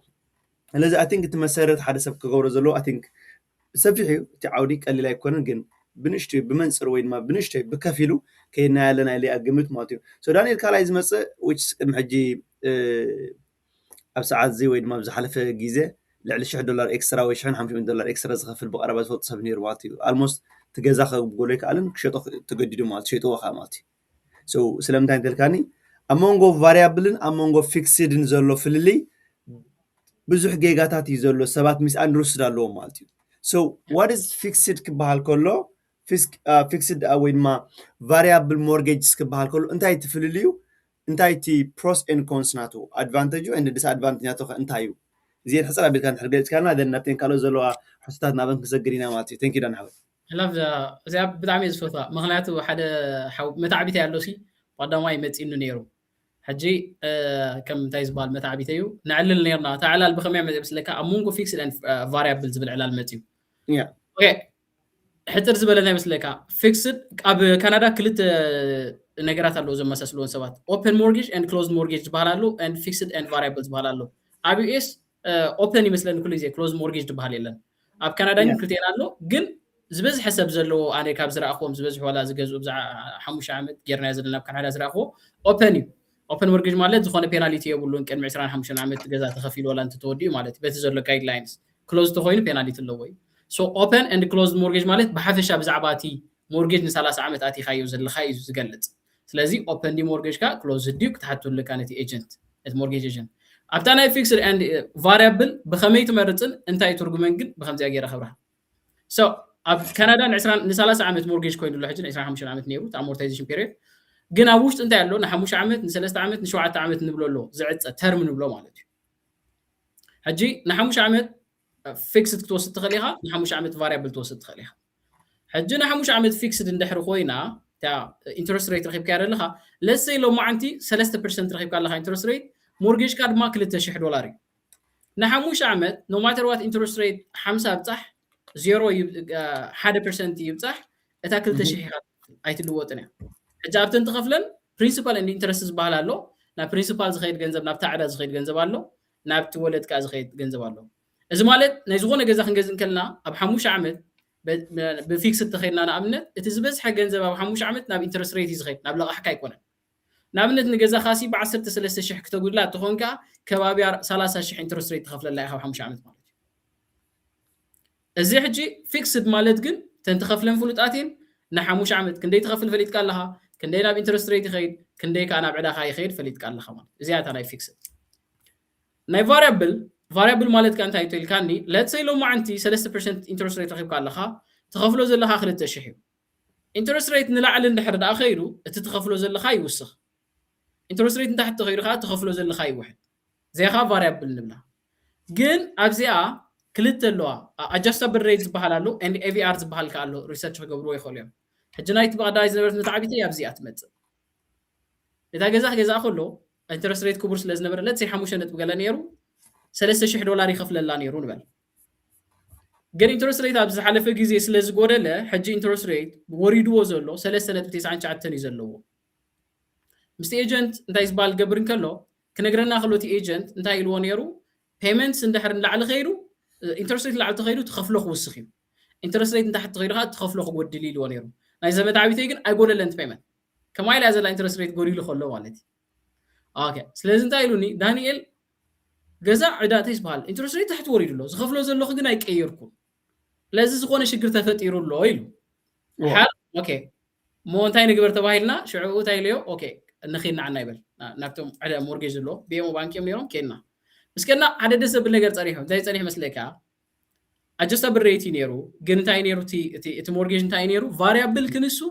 ግን እቲ ፔመንት ኢንትረስት ሬት ንላዕሊ ተኸይዱ ኣይከይድን እዩ ንታሕቲ ተኸይዱኻ ኣይከይድን እዩ the same payment ኢኻ ትኸፍል ኣብ ምንታይ ራሉ ትፍልሊ እቲ ዝተወሰነ ኣማውንት ብላዕሊ መፂሩ ኣሎ ናበይ ይኸይድ ዝበዝሐ ገንዘብ ሕጂ ኢንትረስት ሬት ንታሕቲ ጎዲሉ ስለ ዘሎ ናብ ዕዳኻ ይኸይድ ሕጂ ነቲ አሞርታይዜሽን ፔሪድ ንብሎ ን30 ዓመት ዝነበረ እንታይ ገብሮ ብኣውንታ ይፅልዎ ለዚ ናይ ዝሓዊ 2024 ይገዝኡ ዋታ ገዛ 254 يا تخفي لها تبدا زقبا بتحقي ابزا وشط عمد زنبرت لوطنا انترست ريت كاب 5 نتو قلبله ناب 3.9 ግን ነታ ገዛናቱ አሞርታይዜሽን ፔሪድ ታገራታ በ10 ተክልታ ዓመት ቀንሷ ስለዚህ 244 ኮዲ ማለት ስለዚህ አቫሪያብል ክንሱ ወላ ኢንትረስት ሬትን ታሕቲ ኸይዱ ፔመንትስ ዝጎድል ኢንትረስት ሬትን ላዕለ ኸይዱ ፔመንትስ ዝጎድል አሎ ወይ ድማ ፔመንትስ ከምቲ ዘለዎ ይኸውን ግን እቲ አሞርታይዜሽን ፔሪድ ንብሎን 30 ዓመት ዝነበረ በአሉታ ክጽለ ይኽእል ወይ ድማ በአውንታ ክጽለ ይኽእል ማለት ስለዚህ ናይ በአሉታን በአውንታን ናይ ኢንትረስት ሬት ላዕለ ኸይዱ ነርቶ ዝኸውን እታ ገዛ ኻኒ 30 ዓመት ዝነበረት በአሉታ ምተጸለወት ነራ ማለት መሊሳም 5 ዓመት ምኽረት ነራ 4 ዓመት ምኽረት ነራ ደሞር ዓመታት ዝወሰኸ ደሞር ካኒት ኢንትረስት ኻኒ ትኸፍል ንስኻ ለዚ ሞ ፊክስድ ደኽመርጽ ቫሪያብል ንዝብለን ሰብታ ያመል ሰይመስለካ let's say በማን 3000 ትኸፍል ኣለኻን ወርሒ ቫሪያብል ኮይኑ 4000 ክትከፍል ኢኻ እንተ ኢሎም ኻሲ ትጸራዶ ተይሉ ካርሱ 5 እንድሕር ቢሉ ፊክስድ ግበራቱ زمانك سبتاي لك نابرانا variable انديو تاي مورجيج variable زغبرالن لك ግን እወ variability ናብራ I like that so variable ይዘሎት ናብራ ግን እንታዩ አሙንጎ ናብነት አብዛሐለፈ ጊዜ ነሩ ክላይንትስ ዘጋጠመኒ ናብ ኢኩሲታብል ባንክ ዝነበሮ ከና ፊክስ ገብሮ ዘይካልና ከምዛ ናይ ዝዓርግና በጣዕቢት የኮነት ናቱ አንተ ያኔራታ ኬስ እቲ ፔመንት ይውስኺ variable ስለዝነበረ ነቲ ዘሎ ኢንትረስት ሬትስ ማች ክገብሩ ኣለዎ እንጂ ሽሕን 83 ይኸፍል ነሩ 2020 ስለዝገዛነ ተገዛ 1.2 1.4 ኢንትረስት ሬሽዮ دحر 5.2 مسبت payments 2500 متي دموزناتو 2500 so ولا حدا نقبراي كالنا اقاطامي ግን ካል ስራሕ ክልል ነርዎ ወይ ድማ ቤዝመንት ረንት አውት ገሩ ሶልቭ ተገሩ ትጸገም ማለት እዩ ግን ከምዝታት አለዩ دحر ዳ payments ላዕል ወሲኹ ትሽገር ኮንካ ፊክስድ ኪድ دحر ዳ አንስ እኹላለን ገንዘብ ኢልካ ቫሪያብል ትኸይድ ኣብ ሎንግ ተርም ግን ቫሪያብል ይዛዕወት ሊትራሊ ኣብቲ መጽናዕቱ ከም ይስብል ምክንያቱ ፊክስድ ነሩ ኢንትረስት ሬት ቅጽል ገለኻ ፔናልቲ ስለዘለዎ ሰለስተ ነገር አገደስቴ ባይ ወይ ሰለስተ ፒስ ባልሎ ለዛ መጽሐፍ እንዳንበብኩ ሁሉ ዝረኸብኩም ደስ ዝበልኒ ፔናልቲ ሎ መቅጣዕቲ ፕሮዳክት ሎ አንድ ሳልሳይካ ፕራይስ ማለት እዩ let's say pre approval letter ረኺብካ ና 800 ገዛት ግዜ ይብልካ ገዛና ዓኻተልካ ና 400 ተቆይና 400 ብላዕል ዘሎ እንዳው ሓፈትዎ እዚስ ና 400 ትገዝእ ፕራይስ ትራፕ ይባሃል መጠንቲ ፕሪ አፕሩቫል ዝረኸብካ ክንዲ ዝኽትልቃ ኢኻ ዝበሉኻ ገዛ ጽቡቕ ገዛ ናይ ምግዛእ ድላይካ ሸውሃትካ እንዳዓበየ ያቢ so guys let me tell you the truth ማለት እዩ ሕጂ ኩሉ ምናልባት ኣብ ዛሪቡ እንደ ክርዳና ንኸውን ኽእል ማለት እዩ እንታይ ዝብላነ ዳንኤል ፍቃደኛ ንሕር ኮይኑ ብዛዕባ ቲናቱ ዘለዎ ሞርጌጅ ወይ ድማ ቅድሚ ሞርጌጅ ምዛኹም ኮፍ ኢልኩም ረኺብኩም ክዛረቦ እቲ ዝበለፀ ምኽሪ የዝበኩም ማለት እዩ ማለት ንምንታይ ዳኒ ኣብ ዝሓለፈ ቫሪያብል ተቐንዲ ዝዓብየት ኣነ ዝሪኣ ፊክስድን ቫሪያብል ዝነበረት ፊክስድ መሲሉ ወይ ሰብዚ ከም ገዝኡ ማለት እዩ ባት ኣብ ዝሓለፈ ግን ምስ ተቐየረ ከባቢ $1500 ኤክስትራ ክፍል ተባሂሉ ማለት እዩ ሕጂ ኤክስትራ $1500 ክፍል ምስ ባለ ካብ $2000 ናብ $3500 ኮይኑ ማለት እዩ ካበይ ምፅኡ ከፍሎ so ኣብ ቶሮንቶ ነይሩ በቃ ተገዲዱ ገዝኦ ሸጦ ነይሩ ማለት እዩ ምኻ ገዙ ከዓ ልዕል ትሕቲ 50 ገለ $100 ካ ጎዲል ነይሩ ብስዑ ግዜ ማለት እዩ እጅንታይ ዝሓሰካ መስይካ so ኣቐዲን ካብ መሰረት ድልዱል ለምግባር ድሕራይ ኣብ መገዲ ዝሓሰካ ማለት so I think ዳኒ ካልኣይቲ ድመጽ ድሕሪኡ እንታይ እዩ I know self employed ዘሎ ወይ ድማ ቢዝነስ ዘሎ ሰባት it's so difficult to get a mortgage ብዙሕ ግዜ ሓገይ so individual ኮንኮሎ 8 ሰዓት 9 ሰዓት ሰርሕ ፔሮል ዝኽፈል ሰብ ንሕር ከይዱ it's more favorably ወይ ድማ ኦሙኒ በት ባንክ ማለት እዩ self employed ንሕር ከይንኩም ከም ዝኸማና ግን it's become so hard ማለት እዩ ወይ ብዙሕ ገንዘብ ከተምጽእ ትግደድ ወይ ድማ ተሽሙኻት ገብር ወይ ድማ a little bit extra interest ውን ኣብ ትኸፍለሉ ግዜ ኣሎ ማለት ከም ዝበሉ ዳንኤል ዘይከኣል ነገር የለን ዘሎ ዘረባ ናትካ ናውረ ጅምበር ናትካ ገንዘብ ኣይኮነን ግን ዘኽእለካ ሓገር ናትካ ገንዘብ ኣይኮነን ናትካ ኔትወርክ ትረኽቦም ሰባት ክኢላታትን ካልእ ግን ብዙሕ መገዲ ከሳገረካ ኽእል ማለት እዩ so ካልእ ዳኒ ከም ዝበልካዮ what is ገለ ካብቲ ኦኬ መጀመርታ ብዛዕባ ፍታሽ ምቢልና ኣለና ናይ ምግዛእ መፂና ኣለና ሓደ ሰብ ክገዝእ ንሕር ከይንስ ግድን ናብ ባንክ ከይዱ ዘለዎ ሞርጌጅ ገዛ ከገዝእ ንሕር ደርስ ግድን ናብ ዘን 6 ባንክታት ከይድ ዘለዎስ ወይስ ካልእ መገድታት ኣሎ ከም ዝበልካ of course ሞርጌጅ ብሮከር ኣሎ ሞርጌጅ ብሮከር ንሕር ከይኑ ኣበይ ክረኽቦ ሰብ እዚ ሕጂ ናብነት ዳንሲ ንሕር ገዛ ክገዝእ ደማ ኣብ ቶሮንቶ ድዩ ወይ ኣብ ኦንታሪዮ ድዩ ወይ ኣብ ኪችነር ድዩ ወይ ኣብ ጋልፍ ወይ ከዓ ኣብ ካልግሩሲ ቀዲሞ pre approval ኢሎም ዲም ናባኻ ክመጽደሎም ትገዛት ሪኦም ዘለካ ዋላ they can come to you and then guide ክገብሩም ትኽእልካ ወይ ድማ ናብ ባንክ እዮም ክኸዱ ዘለዎ and then what is the advantage በናባኻ መምጾምን ትኽእሎም ናብ ባንክ ብምኻዶም እንከ Okay. So ክልተ በቲ ትክክል ኣብኦም እዩ ዝምርኮስ እንታይ እሱ ሕጂ ንኣብነት ንዓይ ገዛ ድሌልና ክብሉ እንከለዉ ሞ ናይ ክንደይ ዝኣክል ክሳብ ክንደይ እዩ ናትኩም ሊሚት ክብሎ እዩ ባጀትኩም ክንደይ እዩ ክብሎም እዩ ኣንሕናስ ሞርጌጅ ኣይረኸብናን ዘለና ገዛ ጥራሕ ኢና ንርኢ ዘለና እንድሕር ኢሎምኒ እሞ ሞርጌጅ ኤጀንት ሪፈራል ክሰደኩም ክእል እየ ክብሎም ክእል ምክንያቱ ምሳይ ይሰርሑ ስለ ዘለውኒ ማለት እዩ ሪፈራል ክሰደልኩም ክእል የብሎም እንድሕር ዳኣፈት እሞ ሪፈራል ክሰደም ክእል ኖ ንሕናስ ናብ ባንክና ኢና ንኸይድ ኢሎም ከዓኒ ኣብ ባንክ ፕሪ ኣፕሩቫል ሌተር ይደልዩ ማለት እዩ ኣብዚኣ ግን እታ ዝበዝሐት ኣበይ ኢና ንረኽቦም ትብል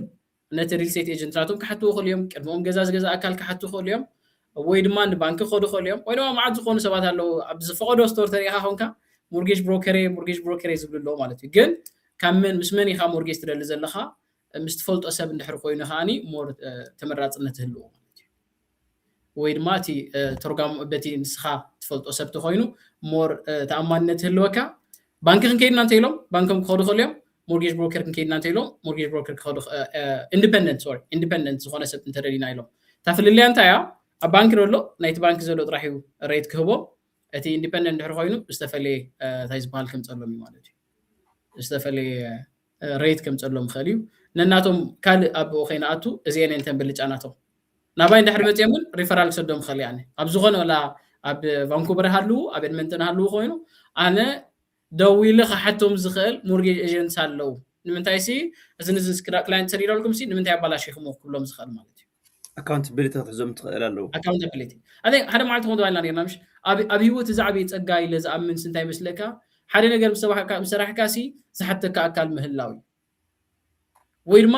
ከምዝን ሰሪደልካ ነይረ ኣብ ምንታይ ኣብፅሕካዮ ዝብል እዚኣ ብዘን ዝሓለፈ ዓመታት that's why being single very hard ምናቱ there is no one that can ask ሰባት single ምዃን ፅቡቅ ዝመስሎም ሰባት ኣለዉ but it's not because there is no one accountable ኣበይ ምሲኻ ድብለካ ኣካል የለማ so it's very blessing ማለት እዩ yeah I agree ካሊ ዳኒ what makes እቲ ሓደሽቲ ሰባት ገዛ ክገዝኡ ከለዉ ብዙሕ ኣድቫንቴጅ ኣሎ ንኣብነት ከም ዝበልካ ብፋይናንስ ምፅኹና first home saving account ድዩ ወይ ድማ FHC ብምጥቃሞም ክጠቕሙ ዝኽእሉ ነገራት ኣለዉ ግን እቲ overwhelming ዝኾኑ ብፍላይ ንኣብነት ካብ እስራኤል ዝመፁ ኣሕዋት ኣለዉ ብዓብዪ እውን ፀገም የብሉን ስራሕ ብዘየገድስ ናይ ኣንጎሎ ክንገብረልካ ንኽእል ኢና ዝብሉ ማልያ ዝብሎም እንታይ ሞ I don't know I'm sorry to use but it's a bullshit ድኸን ኣካይዳ ኣሎ ማለት እዩ ምክንያቱ እንታይ ተልካኒ ኣነ ዝፈልጦም ብቐረባ ሰባት ኣለዉ $50,000 ዝተሃገሩ ኣብ ናይ ሞርጌጆም I have a client ብለካ ኣለኹ ሪሊ ዝብለካ ኣለኹ just fraud ተባሂሎም ዝተታሓዙ ሰባት ኣለዉ fraud ማለት ሲ I don't know ብትግርኛ እቲ exactly ናቱ ግዕዝና ኢና ክንብሎ ዋላ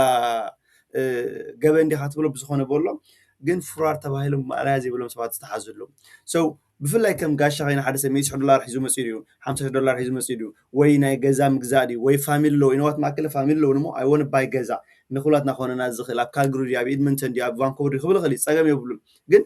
እቲ ቁኑዕ መገዲ ክኸይድ ዘለዎ ሲ ወይ ድማ እቲ ገለ ጌጋታት ዝገብሩ ዓበይቲ ጌጋታት እንታይ እዩ ካብቲ ጌጋታት ዘሎ ኣነ ሓደ ካብ ዝፈልጣ ብኢንድያን ዶ ገለመለ ዝስሑልካ $500 ሂቦም $1,000 ከፊሎም ገለመለ ማለት እዩ እዚኣ ክንሰግራዳ ማእኸል ሓዊታ ርእሲ because it's public and then ሽግር ከይተምፅእ ድሓር so ስለዚ ግን ዘይሕጋዊ ነገር ምግባር ፅቡቅ ኣይኮነን ብካል ኣዛር so እንድሕር ዝኾነ ኣድቫይስ ደልዩ ሰብ just ኮንታክት ገብሩ ንኽእል ካላስ so ስለዚ እታ ዝበለፀ ትገብራ ትኽእል እንታይ መስለካ እታ ትፈልጣ ነገር ምን ሰባት ምሕላፍ እያ yes so ስለዚ እቲ ኮሙታት ነገራት ወይ ድማ እቲ yes for sure ዘይከኣል ነገር እንታይ ለካ ማእኸል ሓወይ ብኸመይ እንድሕር ዳ ሓቲቶም ንሰባት ሲ accountability ክሓቶም ዝኽእል ሰባት ኣለዉ ዝበልኩ ብኸመይ ናይ ቲዮም ሞርጌጅ so ስለዚ ወላ ሓደሽቲ ይኹኑ ወላ $100 ጥራይ ሃለዎም ሲ there is a way that's at least you can see ምጆ ክትሪኦም ትኽእል ክትሕግዞሎም እንታይ ኣሎስ ኮፍ ኢልና ዲስካስ ንገብር ንኽእል እያ መቸም እንታይ ዝበሃል 30 ደቂቃ ገለ መፂና ኣብዛ ኦፊስ መፂኦም ዲስካስ ጌርና ሲ just ዕድመያ ኣይሓፅርን እዩ yes ስለዚ ንዓይ ናታ ናይ FHC ግል ዝብልካ ግን ሓንቲ ፅበቲ ነገር ኣላ ሰባት እንታይ ዝበሃል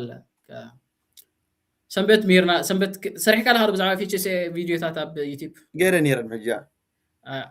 ክንደይ ሰባት ሪኦም ኢልካ ትሓስብ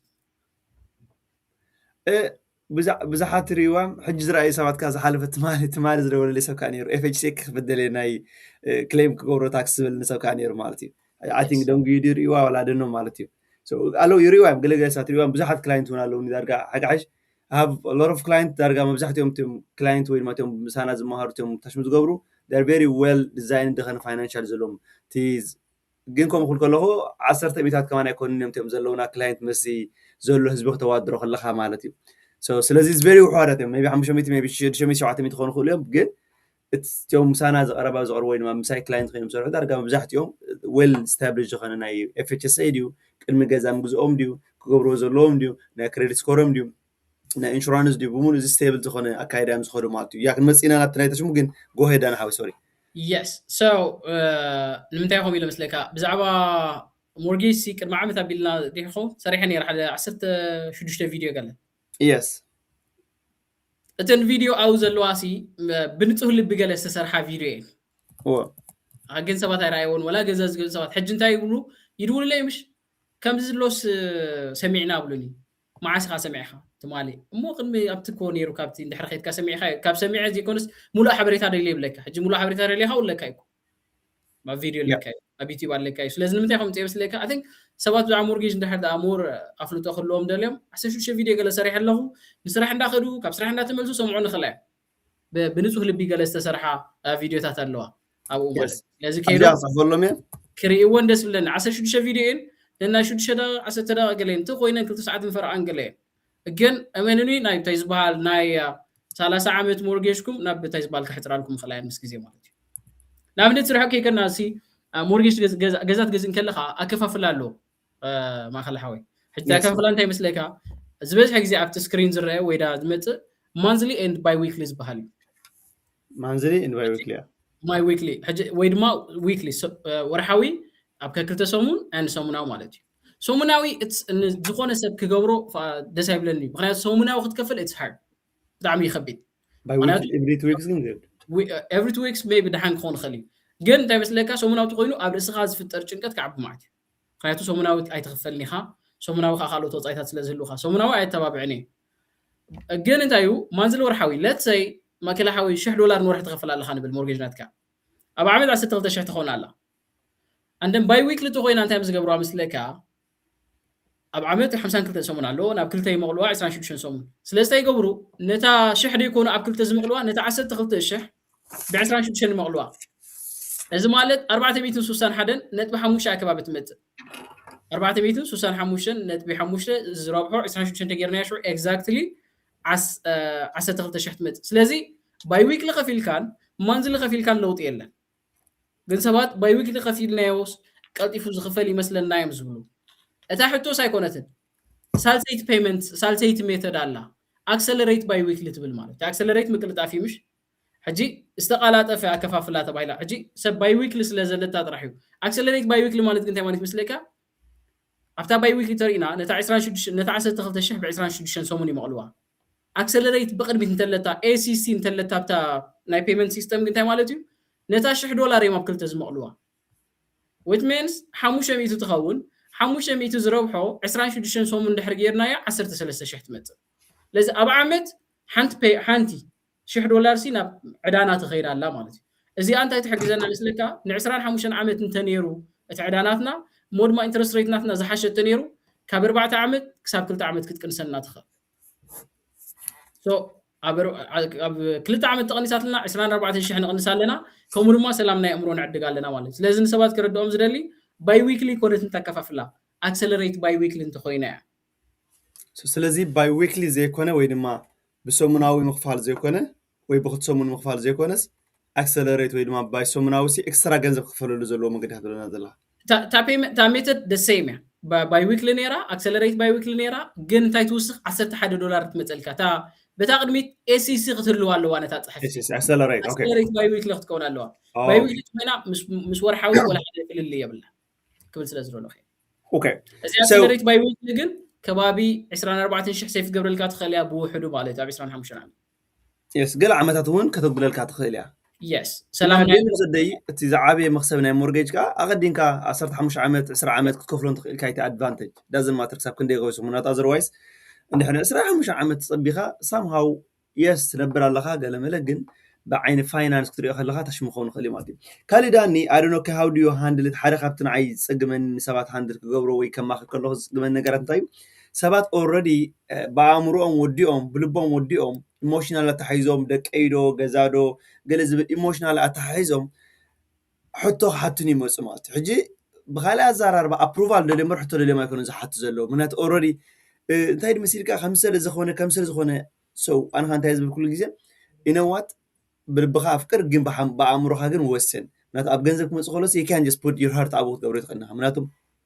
لبغان حديتها دك خان حرب دعوة دك خان حسب الله خان دك خان جنزبن دريز زخونة يكون متن جنزب كوار درايك اللي ماتي نحب بعين الجنزب كينوغا حنساب لوجيك تي ايموشنال بار اتاتشمنت تقرفوا لك ماتي سو سبات ابزي اب جزاخ جزو خلو بخمي عينت كريو خلوهم ወይ بخمي عينت ترى زبلص مالتيو مناتو እንደ ሓደ ሰብ ኦሬዲ ኢሞሽናል አታችድ ኮይኑ ድሕሪ ዝውስኑ ውሳነታት ግድነት በቃ ክውስና እዩ ዘሎ ወላ ዝኾነ ይኹን ጌጋ ይኹን ክውስን ጥራይ ክግደድ ሕጂ ነዚ ነገራት እዚ ብኸመይ ሃንድል ክገብርዎ ዘሎ እሞ ድሕሪ ናብቲ ናይ መወዳት ክንብል አይ ኖ አይ ሃቭ አ ሎት ኦፍ ኮሽን ብዙሕ ሕታት ነይርኒ ግን ሰዓትን 5 ደቂቃን ጌርና ሶፋር አይ ዶንት ኖ ልዕሊ ሚትን ገለ ሰባት ኣብ ዩቲዩብ ይካተተሉ ኣለው እንድሕር ክኢልኩም ፕሊዝ ናብ ካልኦት ሰባት ሸር ግበርዎ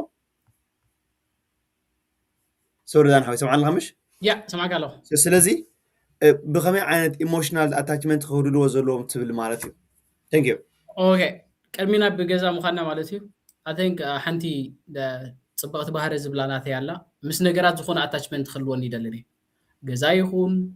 ዝኾነ ነገር ምዞ ሕጂ ንምንታይ ይኹም ኢለካ መስለካ ዝኾነ ሰብ ማእከል ኣለኻ አንጎሶም ኣሎ ለተሃንስ ኣላ ገብረ ክርስቶስ ኣሎ ኩልና ብሓንሳብ ዘለ ዝኾነ ሰብ ማለት እዩ ምስ ነገራት emotionally attached ክኾን አይደልኒ እንታይ ለይ ዝኣምን መስለካ ኣነ ሰባት ንበይኖም ምዃን ክላመዱ ኣለዎ ሽዑ በይንኻ ምዃን እንድሕር ተላሚትካሲ እንታይ ዝበሃል እቲ attachment ዝበሃል ካባኻ እንታይ ዝበሃል ይኸውን ይእለይ ስለዚ ምስ ነገራት ኣታችድ ኣይትኸውን ሕጂ ኢሞሽናሊ ኣታችድ ኣይትኸውን ማለት ስለዚ ምስ ነገራት ምስ ገዛ ኸውን ኽእል ምስ መኪና ኸውን ኽእል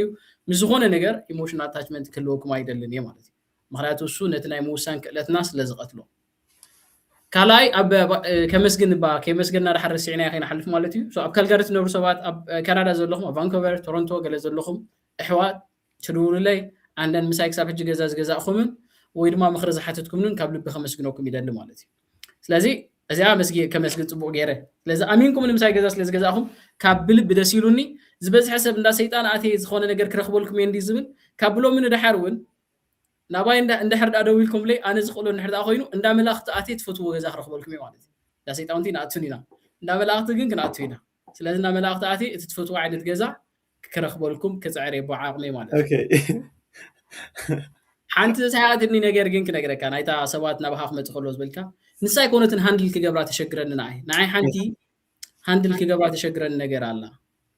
ማእከል ገዛ ገዚእኻ ኣለኻ ሰባት ግን ገዛ ክገዝኡ ይትደለን ኢኻ because ናይ ገዛ ክክፉ ጥራሕ ኢኻ ትነግሮም you know why ክክፉ ንገዛ ናይ ሰባት ክክፉ ትነግሮም because ቶም ሰባት ኣባኻ ተኻሪቱ ስለ ዘሎ ከምዚኣ ገይራ ዘሸገረትኒ ነገር ሕንቅል ይተየላ ሓደ ግዜ ቪድዮ ሰሪሐ ነይረ እንታይ ትብልታ ቪድዮ ሰባት እቶም ምሳኻ ዘለዉ ሰባት ንዓኻ ስለ ዘይነግሩኻ ዘለዉ እዮም እምበር ገዛ ገንዘብ ይገብሩ ኣለዉ እዮም እቲ ፍልሊ ዝረአ ግን ካብ ሎሚ 5 ዓመት እዩ ሓንቲ ግዜ ዝረአ ይኮነ ሽዑ ድሕሪ 5 ዓመት እቲ ጋግ ይረአ ምሽ ታሁን ጋር ሽዑ ዘይነገርካና ሽዑ ዳዋላ ነጊረካ ሳይተኣምንኒ ኢኻ ገንዘብ ከም ዝገብር ዘሎ እንድሕር ሓደ ሰብ ዘይነጊሩካ ኩልና ሓደ ዓይነት ናብራ ንነብር ኣለና ኢልካ ኢኻ ተኣምን ግን ኢንፋክት ኣብ ካናዳ ኩልና ሓደ ዓይነት ናብራ ይኮንና ንነብር ዘለና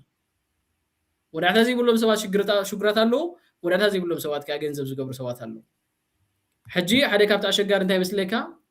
ሰባቲ ብደሞዝ ኮነ ብገለ ኮነስ በሊጾምኻ ክራኣዩ ዘይትደሊ ኩሉ ግዜ ናትካ ተኻሪቱ ክኾኑ ትደሊ ፋክቶም ከምኡ ዝብሉ ሰባት ኣይተዓምናን ኣሎ ሞርጌጅ በርቲዕና ኣሎ ዝብሉ ሰባት ትካል ክኸፍቱ ዝሓቱ ሰባት እዮም በቲ ሓደ ወገን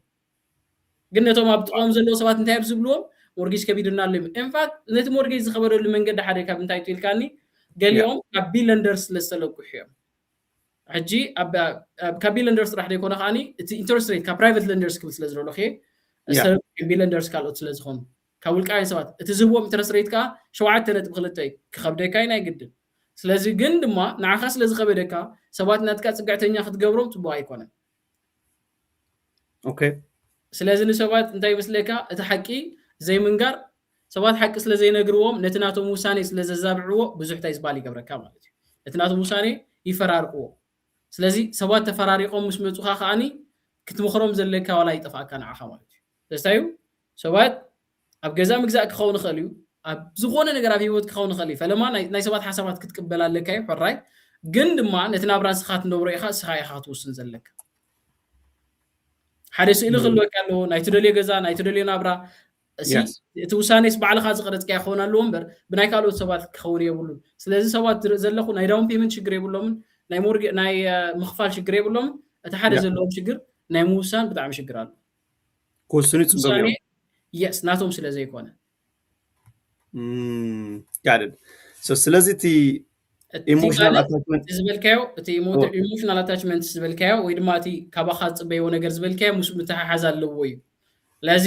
ፈለማም ዝገዛ ርሶም ከፍ ክብል ኣለዎም ሰብ ሓዳርቲ ኮይኖም ካኒ ሰብኣይ ሰበይት ንሕድብ ዛረብ ኣለዎ እቲ ውሳነ ናቶም ክኾን ኣለዎ እቲ አይዲያ ካብ ካልእ ዝመጽእ ክኸውን ይኽእል እዩ ከምዚ ተገርካ ይዘዋጻካ ከምዚ ተገርካ ይዘዋጻካ ከምዚ ተገርካ ይዘዋጻካ መወዳእታት ውሳኔ ግን ንስኻ ኢኻ ትውስኖ እንተ ዘይገዚኻ ንስኻ ኢኻ እንተ ገዚኻ ኻ ንስኻ ኢኻ that's it well I don't know ምናልባት ዳኒኮን ሓቃሽ ነቶም ፕሮሚስ ኣትለይ ነቶም ክላይንት ናተይ ዝኾኑ ብዝም ገይሩ ፕራይቬት ካብ ኤክስ ሃብ ዜድ ዘለዎም ሕታት ክምልስ ምናልባት ኣብዚ ብዙሕ ሕታት ኣለዎ ክምልስ ዘለዎ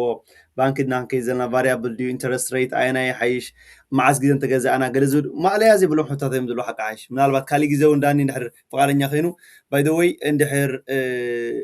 ፍቃደኛታት ከይኑ ዳንኤል ካልኣይ ግዜ ክመፅእ ትደልዮ ሰባት ፕሊዝ ፀሓፉለይ እሞ እንደን ሸርክ ኣብልዎ ናብ ካልእ ሰባት መታን ክረብሑ ኩሎም ክርኢኒ ይደልዩ እዮም ኩሎም ክርኢኒ ይደልዩ እዮም ኣጋጣሚ ኮይኑ ፅቡቅ ዕድላይ ክበርካል yes I know I see that so ስለዚህ እቶም ምናልባት እንዳኒ ከም በቀረባ ትረክቦ ትደልዩ ቴሌፎኑ ክፅሕፈልኩም እብዚ and then መፅኹም ክትሪእዎ ወይ ድማ ክትረክቦ እውን ትኽእሉ ኢኹም ማለት እዩ so that way ሽዑ ዘለኩም ፍልጠት ወይ ዘለኩም ተሽሙ ይዓቢ ማለት እዩ ዳኒ ምናልባት ንሽ ትንግብ ከተበላ ናይ ሰልፍ ኤምፕሎይ what do you think ሰልፍ ኤምፕሎይ ዝኾኑ ሰባት እንታይ advice ትቦ yes self employed by the way qualify ክትገብሮም ካብ ናይ ካብ ተቆጢሩ ዝሰርሕ ናቱ ቢዝነስ ዘለዎ ሰብ ግሮክ ይብልዩ ነቲ ናይ ሞርጌጅ ኳሊፊኬሽን ማለት እዩ ግን እንታዩ ናይ 2 ዓመት ኖቲስ ኦፍ እዚ T1 ጀነራል ዲና ብሎ ናይ 2 ዓመት ናይ ታክሲ ሪፖርት ሓጥኻዮም ናይ ዘካ ባንክ ስቴትመንት ሓጥኻዮም ቁሩብ ክብዲ ይብሊና ናምበር ኣይካልኒ ማለት ኣይኮነን because ገንዘብ ስለ ዘለዎም ሶም ካነ ዝሓሻታው ስለ ዘለዎም ዝሓሸ እንታይ ዝባሃል ዳውን ፔመንት ዝሓሸ ስለ ዘትሕዙ ፀገም ዘለዎ ኣይኮነን ብዙሕ ንባል so ስለዚህ still ውን ይካሊ ወልሓን ፀገም ዝባሃል ይብሉ ማለት yes perfect so ስለዚህ even self employed ከንካ ደይካል ነገር by the way ሓንቲ ነገር ከራግጾኩም ዝዓንቶ ዳንኤል ውን ኣብ ቀዳማይ ዝበሎ there is nothing ዘይካል ነገር የልበን ማለት እዩ it's all ብዛዕባ ናትካ ዘለካ መጠን ኢንፎርሜሽን መጠን ዘለውኻ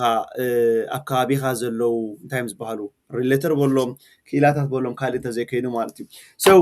ዳን ሓወይ ናብ ምዛምናይና አይኖ ሰዓት ኢልና መፂና ካልእ ምናልባት እቲ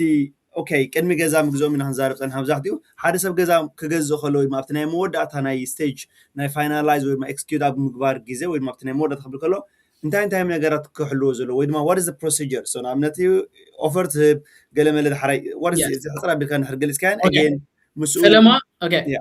فلما بري ابروفال ليترز بالالو ابزيا بري ابروفد اند ابروفد بالو بس حسب زغاغي انتايو ما بري ابروفد تباهيلندي سلازس غزا خليز بالالو بري ابروفال بالتا مسلكا سبات متيوم اتاونات كايري ومش او زنزن اتاولني زنزن اتاولكا كساك ندز كتركب تخلي خابلو اوكي ازيا بري ابروفالات بال كريديت سكور ناتكا تشيك يغبرو بانك ستمنت ناتكا تشيك يغبرو ناتكا هيستوري تايت بالا يتغبرن شعو ابروفال تبال الله ابروفال مالته مالته لك جزات رلي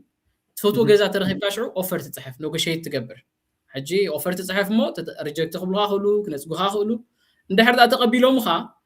ኮንዲሽናል ኦፈር ኤንድ አንኮንዲሽናል ኦፈር ዝበሃላሉ ዝበዝሑ ትግርኛ ስለንዛረብ ዘለና ዝበዝሑ ሕዋታት ዘለለው ነዚ እንዛረቦ ዘለና ሰውዑ ደለው ኮንዲሽናል ኦፈር ክገብሩ እንታይ ዝበሃል የተባብዕ ማለት እዩ አንኮንዲሽናል ኦፈር ዝበዝሕ ግዜ ሰለርስ ማርኬት ኮይኑ ገዛእቲ ብብዝሕ እንተለዎ ኮይኖሞ ታገዛ ተፈቲኻያ ብዘይ ኢንስፔክሽን ብዘይ መርመራ ክትወስዳ ተድሊኻ ዝግበር እዩ ለዚ እሱ ብዙሕ የተባብዑን ዓነታ ገዛ ኣብ ክሳራ ድኸይተኣቱ ማለት እዩ ሓንቲ ፈትዋ ገዛ ኺዳሲ ካልእ ፈትዋ ገዛ የለን ማለት ኣይኮነ ሶ ኮንዲሽናል ኦፈር ክትህብ ተመራፅን ኣተባባዕን ማለት እዩ ኮንዲሽናል ኦፈር እንታይ ማለት ይመስለካ እንታይ ኢኻ ትብል ፕሪ ኣፕሩቫል ሌተር ኣለካ አንደንታ ገዛ ኻኒ ኦፈር ተቀቢሎም ካለው ሶ ኦፈር ትጽሕፍ ከላ እንታይ ትብል ን10 ቢዝነስ ዴይስ ትቦም ኣነ ነዛ ገዛ እዚኣ ብ600,000 ክገዛእ ግን ድማ تبل inspection كجبرائي عندن financial كاني approval نعمل 5% تحس تكونك 95% بحجي approve كبها 10% تحس تكونك خاني 8% بحجي approve كبها إلكا تحج زي أوفر زي تصحفها مساعد ما أنت تقبر 10,000 ديخا ويد مع 15 ديخا 10,000 أنت تقبر deposit تقبر ገንዘብ ከተማሙኑ ማለት ተም ተበሎም ዘለኻ ኻና ብነ ገንዘብ ካትታይዙ ተሎስ ካሉ ኦፈር አይተብን ኢኻ እጅ ገንዘብ አይተሕዝን እንተልካ ግን ንሶሙን አይ ይላገጽ ይዘሎ ስለዝብሉ ማለት እዚያ ከምዚያ ጌርካ ምስ ተጻሕፍካ ያ ፋይናንስ ኦፈር ፋይናንስ እንደሕርዳ አፕሩቭ ዘይተባሂልካ ፕሪ አፕሩቫል ነይሩ እንደሕርዳ ውድቕ ተባሂሉሞ ክሬዲት ስኮር ዲዩ አታውዲ አኸለን ውድቕ ተባሂሉ ነታ ገንዘብካ ታ ዲፖዚት ኦኬ ትጽሕፍ ማለት እዩ ጽሕፍ እንታይ ትገብር ናን ዌቨርስ ባላሎ አነ ፋይናንስ አፕሩቭ ስለዚህ ተባልኩ ገንዘብ ይመለሰልኝ ትብል ታ ገንዘብካ ናብታ አካውንት ካትመለስ ኢንስፔክሽን ድማ ታ ገዛ ኢንስፔክሽን ምስ ገበርካ ያ አዓገብካን በት ሪዛልት ነቃዕ ጸኒሕ ኸውን ኸልዩ ዝተባላሸወ ነገር ጸኒሑ ሰበበ ነገር ጸኒሑ ነታ ገዛ አዓገብካን ሳቲስፋክሽን አይረኸብካ ናብታ ገዛ አነ በኢንስፔክሽን ስለዚህ አዓገብኩ ገንዘብ ይመለሰልኝ ካለ ገዛ ትሪ ማለት So conditional offer is the best ገንዘብካ በዚህ ክልተ ምክንያት አይብላዕኒ ማለት እዩ እንደ ሕርዳ ገንዘባት ሒስካ እንደ ሕርዳ ኮንዲሽናል ኦፈር ዘይነይሩ ግን እንደ ሕርዳ ፋይናንስ ናምነት አይደልን ይልካሞ ፋይናንስ ምቕባል አብዮምካ ግን እተ ገንዘብ አይመለሳል ስለዚህ ታ ፋይናንሻል ኮንዲሽን and inspection condition is must ናይ ግድን ክግበር ኣለዎ ማለት እዩ ሶ ነዚ እንደ ሕርዳ ሓሊፍካ የንካኒ waiver ኦኬ ንቀጽል ትብል ናብ next process ትኸይድ next process እንታዩ እቶም ሞርጌጅ ዶክመንትስ አለው ናብ ጠበቃ ኃይላኹ ጠበቃ ይምሩም ዕዳ ዘለዎም ናይ ጠበቃ ዝኽፈላሉ ወይ ክሎዚንግ ኮስትስ ንብለሎ ክሎዚንግ ኮስትስ ዝባለው ገዛ ትገዝን ከለኻ ባየር ንሪስቴት ኤጀንት አይከፍሎኒ እንታይ ዳሉ ዝኸፍል እዞም ስዕቡ ይዝኸፍል ነታ ገዛ ኢንስፔክሽን ክትግብራ ኢኻ ክሳብ $500 ከኽፍሉኻ እዮም ዋጋ እንድሕር ከተተምና ደሊኻ $300 ከኽፍሉኻ እዮም ጠበቃ 100 ኣክቢሉ ከኽፍለካ እዩ ብጠቕላላ ካብ 3,000 ክሳብ $4,000 ክትከፍል ኢኻ ማለት እዩ እዚ እንታይ እዩ ታገዛ ዕዳ ኣለዋ ድዩ ዘይተኸፍለ ታክስ ኣለዋ ድዩ ዝኾነ ዘይተጻረየ ነገር ናምነት ሎም ግዜ ያ ድሕሪ 20 ዓመት መጽ ሓደ ሰብ ዋና ይኽብለኒ እንድሕር ኮይኑ ክብለኒ ኽእል እዩ ታይትል እንድሕር ዘይጻረየ እዚኦም ኩሎም እቶም ኮንትራክት ካኒ እቲ ውዑል ክውን ዝገብሮ ድማ ጠበቃ እዩ ስለዚ ናብ ጠበቃ ክትከይድ ኢኻ ማለት እዩ ጠበቃ መፍትሕ ተቀበልተ ኢልካ ሽዑ መፍትሕካ ተቀበል ድሕር መፍትሕ ምቕባል ሽዑ ትገዛ ብስምካ ኢንሹራንስ ኦኬ ኢንሹራንስ ጋር ትገዛ ለከ እዚኦም ኣለዎ ማለት እዩ ማከላዊ so ሓንቲ ካብቲ ናይ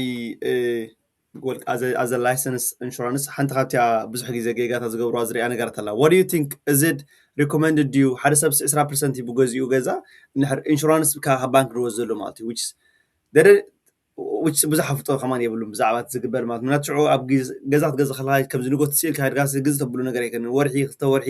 ሰለስተ ወርሒ ብዙሕ ኮለላ ኣሎ ወራዓቲ ቲ ፕሪ አፕሩቫል ድሕሪና ብሪሌተር 4 ደቂቃ 5 ደቂቃ ሽንሸ ገዛውት ኮለል ክትብሊኻ ድሕሪኡ መይስካ ምስ ወዳእኻ ናብ ገንዘብካ ዳውን ፔመንት ትሕዚኻ ናብ ሎየር ክትከይዲኻ ክትፍረሚኻ ወዲኻ መወዳእታ ሸዓብቲ መወዳእታ ናፍረም ከለኻ ባንኪ ሳምሃው እንታይ ይገብሩኻ ኢንሹራንስ ካይ አዲ ገብሩልካ ምስ ማለት እዩ ጽቡቕ ኢንሹራንስ ክልወካ ምናቱ እንተዘይ ለኻ ዘና $500 ገዛ ናብ ካል ነገር ይከይድ so insurance ka mortgage bill so is it would you advise on the insurance ከመጽ ኸለኹ so individual insurance ክልዎም ዲገዳሲ ወይስ insurance ቦ ኸሎ ብፍላይ ወላ ሕጂ mortgage ገዛኹም ብዙሓት ክላይንት ለውን ወላ mortgage ዝነበሮም approval በኻሊ insurance ብውሕድ insurance ብከምውን individual insurance expire ዘይኮነ insurance ገርና ከምውን ብውሕድን ነቲ ናይ mortgage ካ ካንሰል ገይሮም 152 ወርሓዊ ሴፍ ዝገብሩ ክላይንት ለውና ማለት እዩ so what do you advise ኣብዚ as a relator okay no matter what 10% ትሕዘላ ንገዛኻ 5% ትሕዘላ ኢንሹራንስ ክልወካ ኣለዎ ምኽንያቱ ኢንሹራንስ ናይ ማለት ለካ ንዓኻ ኣይኮነን ነቶም ናስኻ ትፈትዎም ግን ፕሮቴክት ናይ ምግባር እዩ እዚኣ ሓንትላ ሶ ዝበዝሕ ሰብ ግን እንታይ መስለካ 10% ተትሒዝ እያ ታ ኢንሹራንስ ትለዓል ሕጂ 10% ተሕዚዝካ ብምርጫ እዩ ዝኸውን ኢንሹራንስ ገዛኻ ዝኾነ ናብነት ናይ 500,000 ገዛ ገዚእኻ ኣለኻ ሞ ሞርጌጅ ኢንሹራንስ ንገብረልካ ኢና ውልኻ ሽዑ ሞርጌጅ ኢንሹራንስ እንታይ ትገብር መስለካ እቲ ፕሪሚየም ትኸፍሎ ኣይጎድልን እዩ እቲ ካቨሬጅ ዘለካ ግን ካብ 500,000 ትገዛኻ እንዳኸፈልካ ክትከይድ ከለኻ እንዳጎደለ ይዝመጽ ለሰይ እንደሕዳ 200,000 ምስተረፈካ ዝኾነ ጋጢሙ 500,000 ኣይኮነን ካቨሬጅ ዘለካ 200,000 ጥራሕ እዩ ኣብ ላይፍ ኢንሹራንስ ተመጺና ግን ናይ 500,000 እንድሕር ኮይኑ እቲ ዘለካ ካቨሬጅ ገዛኻ 200,000 ትረፋ 300,000 ትረፋ 100,000 ትረፋ 500,000 ትናትካ ካቨሬጅ ድሕር ዝኾነ ጋጢምካ እታ ናትካ ፋሚሊ 500,000 ትወስድ ስለዚ ላይፍ ኢንሹራንስ is the best ካብ ሞርጌጅ ኢንሹራንስ 20% ፍላይ ምስትሓዙ ማለት እዩ ካልኣይ ካንተ ምስለካ ሜዲካል ካሎ ኣብ ሞርጌጅ ኢንሹራንስ ገብር ከለካ ሜዲካል የለን ክነፅጉኻ እውን ይኽእሉ እዮም ድሓር ብከምዝን እምበር ብከምዝን ሕማም ነይርዎ ቅድሚ ኢንሹራንስ ምእታው ዝብል ክሲ ክለዓል ይኽእል እዩ ኣብ ላይፍ ኢንሹራንስ እንድሕር ኮይኑ ግን ሜዲካል ክትገብር ኢኻ ዝበዝሐ ፐርሰንት ሜዲካል ከዓ እንተዘይጌርካ ከዓኒ ንምንታይ ተቐቢሎምካ ከዓኒ ሜዲካል ሂስትሪ ቸክ ገይሮም ከም ዝተቐበሉካ ከዓ ኢሜይል ኣለካ እዩ ስለዚ ዲና ይገብሩካ ኣይከእሉን ክልክሉካ ኣይከእሉን ካልኣይቲ ሰብ ዝሓወስዋ እንታይ እዮም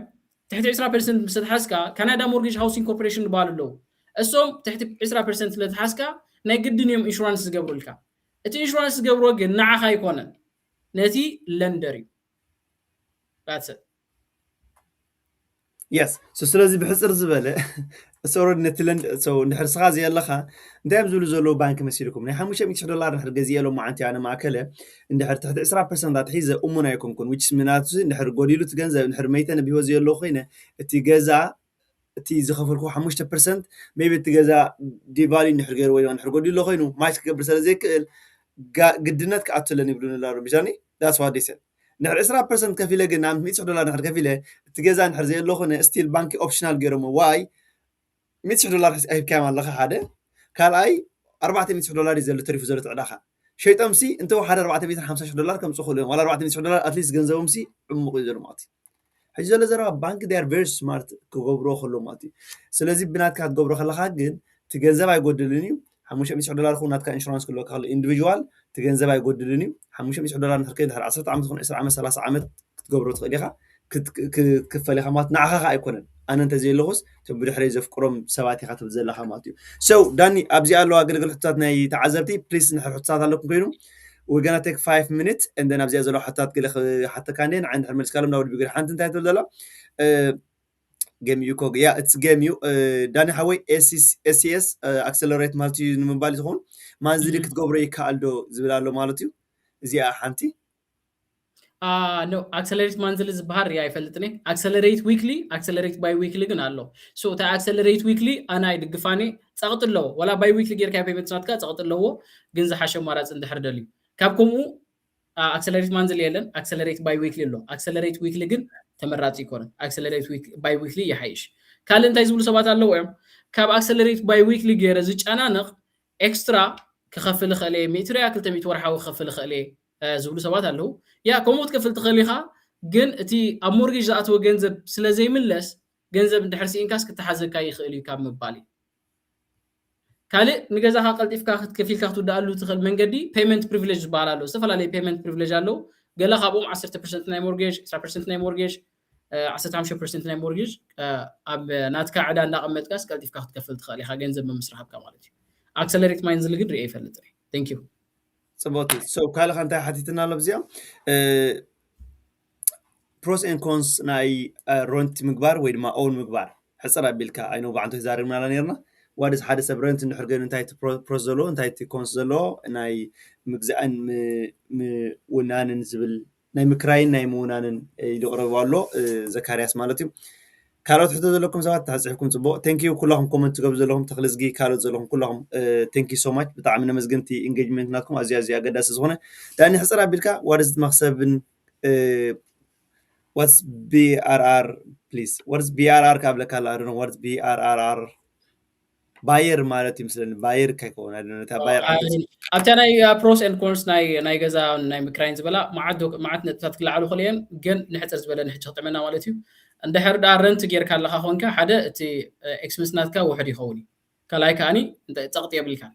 ምክንያቱ እቲ ገዛ ናትካ ኣይኮነን ዝኾነ ነገር ተጋጢሞ እቲ ገዛ ናትካ ኣይኮነን ምናልባት እሱ ከም ኣውንታ ክረአ ይኽእል እዩ እቲ ኣሉታ ኸ እንታይ እዩ ኣብ ዝተናውሐ ግዜ ከዓኒ ኢኩዊቲ የብልካ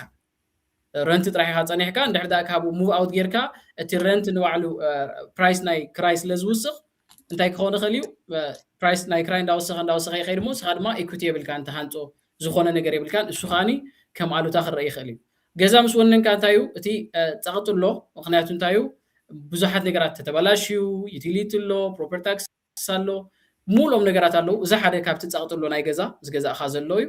እቲ ጽቡቕ ነገሩ ኸ እንታይ እዩ ኢኩዊቲ ቢልድ ትገብር ሃብቲ ኸዓኒ ተኻዕብታ ኣለኻ ኢኻ ዝዓበየ ግን እንታይ እዩ እንታይ ርአ መስለካ ምስ ብዙሓት ሰባት ክዕልል ከለኹ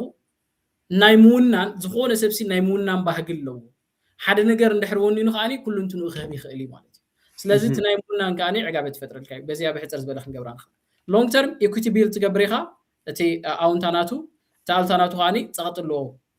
ኣብቲ ምክራይ ካኒ ሎንግ ተርም ኢኩቲ ሉዝ ትገብር ኢኻ ኣብዚ ሕጂ ግዜ ግን እቲ ወፃኢታት ካኒ ሰላም ናይ ኣእምሮ ከዓ ኣለካ እዩ ማለት እዩ እዚኦም ብሕፅር ዝበለ yes so ስለዚ ካልእ ዳኒ ምናልባት ዘር ሃውስ ኢንስፔክሽን ማስት ሃውስ ኢንስፔክሽን ማስት ኾን ድዩ ወይ ድማ ናይ ገዛ ምፍታሽ ወይ ገዛ ክትገዛ ከለኻ ሃውስ ኢንስፔክሽን is it ማስት ድዩ ማስት ይኮነን ብሕጊ ትባየር ግን ከዓግብ ኣለዎ ነታ ገዛ ምክንያቱ ብዘይ ኢንስፔክሽን ድሕር ገዚእዋ እታ ገዛ ዝኾነ ነገር እንድሕር ዳጋ ኣለዋ ፀኒሑሲ መን እዩ ዝኸስሮ ድሓር እቲ ዝገዛ ኣካል እዩ ስለዚ መርሚርካ ምእታው ዝበለፀ ስለ ዝኾነ እዩ $500 ጥራሕ ኮስት ትገብረካ ወይ 400 ክኾን ይኽእል እዩ ገሊኡ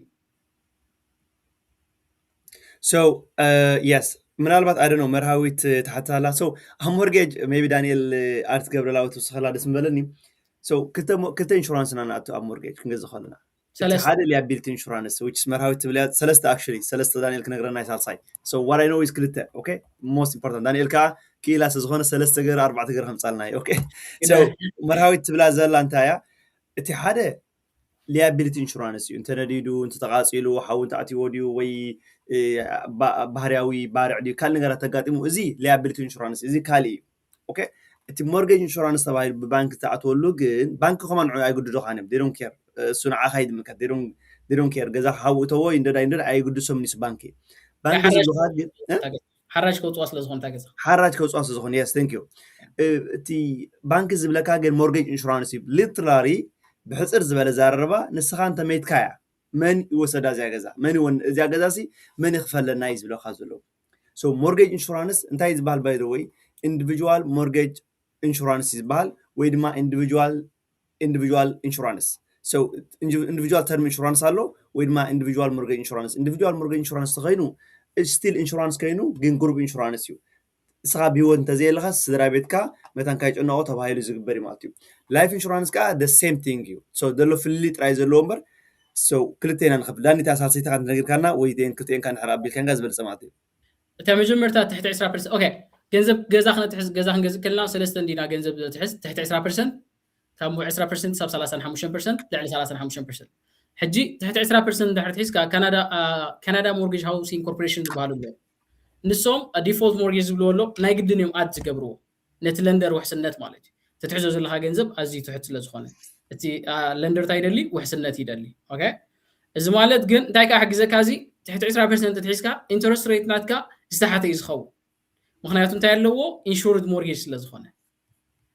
so 10% ምስ በፃሕካ እንታይ ይብሉኻ ሞርጌጅ ኢንሹራንስ ገለ ዝበሃል የለን እታ ካብቲያ ወፂኻ ኣለኻ ካብኡ ኻኒ ኢንሹራንስ ዝበሃል የለን እንታይ ግን ከም ምርጫ ግን ህቡኻ ንስኻ ዝኾነ ነገር ተሰንኪልካ ተብሂወት ዘለኻሲ እዚ ገዛ ካብ ናብ ሓራጅ ዝወርድ ኢንሹራንስ ተለካ ኮይኑሲ ነቲ ገዛ ክንከፍለልካ ኢና ኣብሉኻ ሕጂ ኣብዚያ እያ ትመፅእ እታ ላይፍ ኢንሹራንስ so mortgage insurance ክትከፍል ስለሓሽ life insurance so ከምዚኣ ተበፂሕኩም life insurance ትወስዱ ትኽእሉ ኢኹም ኣብ 10% ዝመፃና ኢንሹርድ ስለ ዘይኮነት ሞርጌጅ ብምርጫ ስለ ዝኾነ እቲ ኢንሹራንስ ክትገዝኦ ዘለካ ኢንተረስት ሬት ሃይ ይገብሩልካ ቁሩብ ካብታ ናይ 5% ናብ 35% ምስከድና ሓደ ሰብ 35% ንገዝኡ እንተትሒዙላ ክሃድም ዘሎ ካብ ሞርጌጅ ኣዝዩ ውሕድ እዩ ስለስታይ ይቡኻ ኢንተረስት ሬት ውሕድ ይቡኻ እቲ ኢንሹራንስ ካ ምርጫ ይኸውን እዚአን ማለት እዩ so ክልተ ሪና ኣለና ምሽ ታ ትሕቲ 10% ትሕዝካ ናይ ግድን ለንደር ጥራሕ ፕሮቴክት ዝገብር ኣብታ 10% በፃሕና ሞርጌጅ ኢንሹራንስ ወይ ድማ ላይፍ ኢንሹራንስ ትመርፅ ሓዲእን ንዓኻ ብሂወት ዘይለኻስ ክልቲኦም ንዓኻ እዮም ተስባል ፕሮቴክት ዝገብሩ ነቲ ኣድቫንቴጅ ግን ናይ ላይፍ ኢንሹራንስ ይበልፅ እታ ሳልሰይቲ ሃውሲንግ ኢንሹራንስ ትበሃል እያ እዛ ሃውሲንግ ኢንሹራንስ ሊያቢሊቲ ኢንሹራንስ ዝበልና እያ እዚ ልክዕ ከም ናይ መኪና ጌርኩም ረኣይዎ እዛ ሃውሲንግ ኢንሹራንስ ዘይብልካ ኮይኑሲ እታ መፍትሕ ናይታ ገዛ ይተቕበላን ኢኻ ገዛ ተተባሪዑ ከምዚ ተጋጢሙ ከምዚ ተጋጢሙ ገለ ዝብሉ ማለት እዩ ስለዚ እዚኣ እንተ ዘይብልካ ኮይኑ እዚኣ ሊያቢሊቲ ኢንሹራንስ ጠበቓ ሞድ እታ ተፈርመካ ከላ ናይ ገዛ ኢንሹራንስ ኣምፅእ ትብለካ ተዘይብልካ ኮይኑ እታ መፍትሕ ይትርከባን ኢኻ ማለት እዩ ልክዕ በታ ገዛ ኣድረስ ሊያቢሊቲ ኢንሹራንስ ክልወካ ኣለዎ ኣትሊስት ክልተ ዕፅፊ ናይታ ገዛ ኣብነት 5,000 ኮይናስ ናይ 1 ሚልዮን ኣከባቢ ትገዝእ እሱ ምስቶም ኢንሹራንስ ትገብር ትኽእል ኢኻ ስለዚህ بحصر زبالة mortgage insurance كاب mortgage insurance انت حرب فلاي على 20% كفيلهم life insurance تمرات لايف انشورنس is best yeah. so no problem so ስለዚህ بخالي أزهر أربعة guys life insurance لهم go on I think Daniel can do it Daniel can do it حجزك مهليو and then we can help you مالتي so إذا حاشين زبالة أنا مالتي تحري داني أنت إذا لا قصة ويا قطة في الخوداني كاب private bank تخلده كتوصل كلا أنت charges قبرخا الله لك حنتي كالايتي جدن ديو permanent نكون زلنا أبصرحنا approval نكون زين كتب بلالي دحريتي يعني مرات زلوا كتحتوتنا باخنو دينا لنا هيك so كم بتقدر بيت خنجمر أنت وتاي لنيرة جزاء جزء كلنا سلسلة نجرا قدستي وبيلنيرة هذا برايس واقع نايت جزايله كلاي برودكت يلزي variable fixed جلز بحال prepayment privilege زلوا جلا سالتي تنداي لنيرة penalty لنيرة so depend كprivate lenders وتكون جاز بس حق زي كتوخا خلوا شو شورها توصيها بعمل توصيها من بلخا تحققين كم واي كون بس حق زي hard times لزوم خمالتي security score فوق fix كبرالو penalty لو جن depends أبتن سخاتي هذا لها contract ناي mortgage فريم كهذا لها مالتي لازم private لازم خلنا طلع عند خملاين خلنا نتي مس mortgage broker كتراخب على واي جن زخفلوها كفليت جن مودات هاي تجعت شوعات تقلي نبتا خليتي خدمت توينا تاني رام مكلحوي كغلايتي كاب سرحنا قصالنا كله لوديو زي permanent نكون لنا دينا in order to be approved قديت أزبها يلن أنت ومشيلنا أيكوني زبها يلن بتقول عمن قد تخيلنا هو تكون عليك كتكون عليك راح يكون سي تاع implement later تبال مشان الله تسرح كتصحف كلا بس حق زي نايس سبونسر شباب زي عادي قالت تصحف مشان الله كل سفلت اي جوب later يبلوا ويدما implement later يبلوا كبس راح يخاتمتا نساس تكون اللواسكه 4 ساعات يسرح راح تكون يبلان guaranteed 4 ساعات تبل كله الله guaranteed 4 ساعات كم سرح سي بقى مولو استرغاغص كخون الله تبل كمان كتكون الله واي ግን በትክክል ክትጻሐፍ ከሎ ማለት በቲ ታይስ ባላ ገበርካቶ ኮይኑ ግን ካለ ነገር ማለት እዩ ስለዚህ ግዜ ኢምፕሊመንት ሌተር ታይፕ ካይሎም ይድውሉሎም የምካቶ ማለት ካህቲ ነቶም ካም እንተ መስራቲ yes so ስለዚህ down payment okay زياده عن why you buy when you buy is it a good offer or without of course offer ተባለ ከም ብዙ offer ዛንታ ሃላይ ደኸት ምልካት ገበር I think you have to give offer less كمان ዳና حግዘኩም خلاو offer ከያብካሲ I think أو خلينا نحن جزء هذا nobody knows تو واقع نيت أجازة right باير $500 كلك تي seller ويتشاطي $500 كلك هسه 410 ده 450 ده سو ما أنا نكتبله and then شو negotiate مات that's why you need a good relator مالتي وإذا mortgage agent زي اللي كماتي that's why لو ما عدنا كلهم تخططي داني it's a good ما لازم يقولون فلت real estate agent مالتي جن حدا غاب حدا يفعل لي ما تكابتي زلوم كلتيو زلوم عقد فطديو نايدان زبص انا حدا زفوتو ነገር እንታዩ at financial industry ጸኒሑ መይስ ናይ ሞርጌጅ ምስ ዝኸሉ መሪስ ከመጽሐፍ ስለ ዘንበብ ዕሙቕ ዝበለ ነቲ ሲስተም በቲ ብሕጋዊ መገዲ ገይሩ ከዓ በቲ ዝወሓድን በቲ ዝቐልጠፈን ከምፃልና ይኽእል ዝብል ግምት ወይ ድማ ርድኢት ስለ ዘለኒ እምነት ስለ ዘለኒ ኣምፂናዮ ማለት ነው ስለዚ ጋይስ ምናልባት ፐርሰናል ሕቶ ክህልወኩም ይኽእል ምናልባት ብዛዕባ ሞርጌጅ ብፍላይ ኣብ ካናዳ እንተሓለለኩም ግንኩም ላይሰንስ ስለዝኾነ حدا جميل كابيكس ابريل سيت لايسنسد ابتناي مورجيج اكونكم كرمل اوكي ابنا ريلستيك سوري ابت جزان مغزا مالتي سو كالي داون بيمنت على نجن ابسرحي كاجوال اي مورجيج ابروفال كبالي خال دي سو منالبات بيرسونال اي دونت داني نحرت مساخيل كان اتس بيرسونالي ذا سيناريو ريو يدول او سو سلازي هاني منالبات كونتاكت غورمو and then رأي مناتو because كالي انكم كاندي اتنتاي لمسيكم افاينانس كلهم assets يوم زرعي كله زلكا يرى هارد زغرون تايو حدا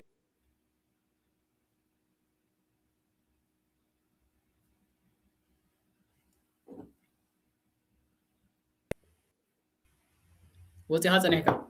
اوكي مثلا لو اوكي سوري سو بلاك اند وايت بحال وين ما تصليم صعدا زبحال لنا فاينانس سو ነናቱ ናይ ዳኒ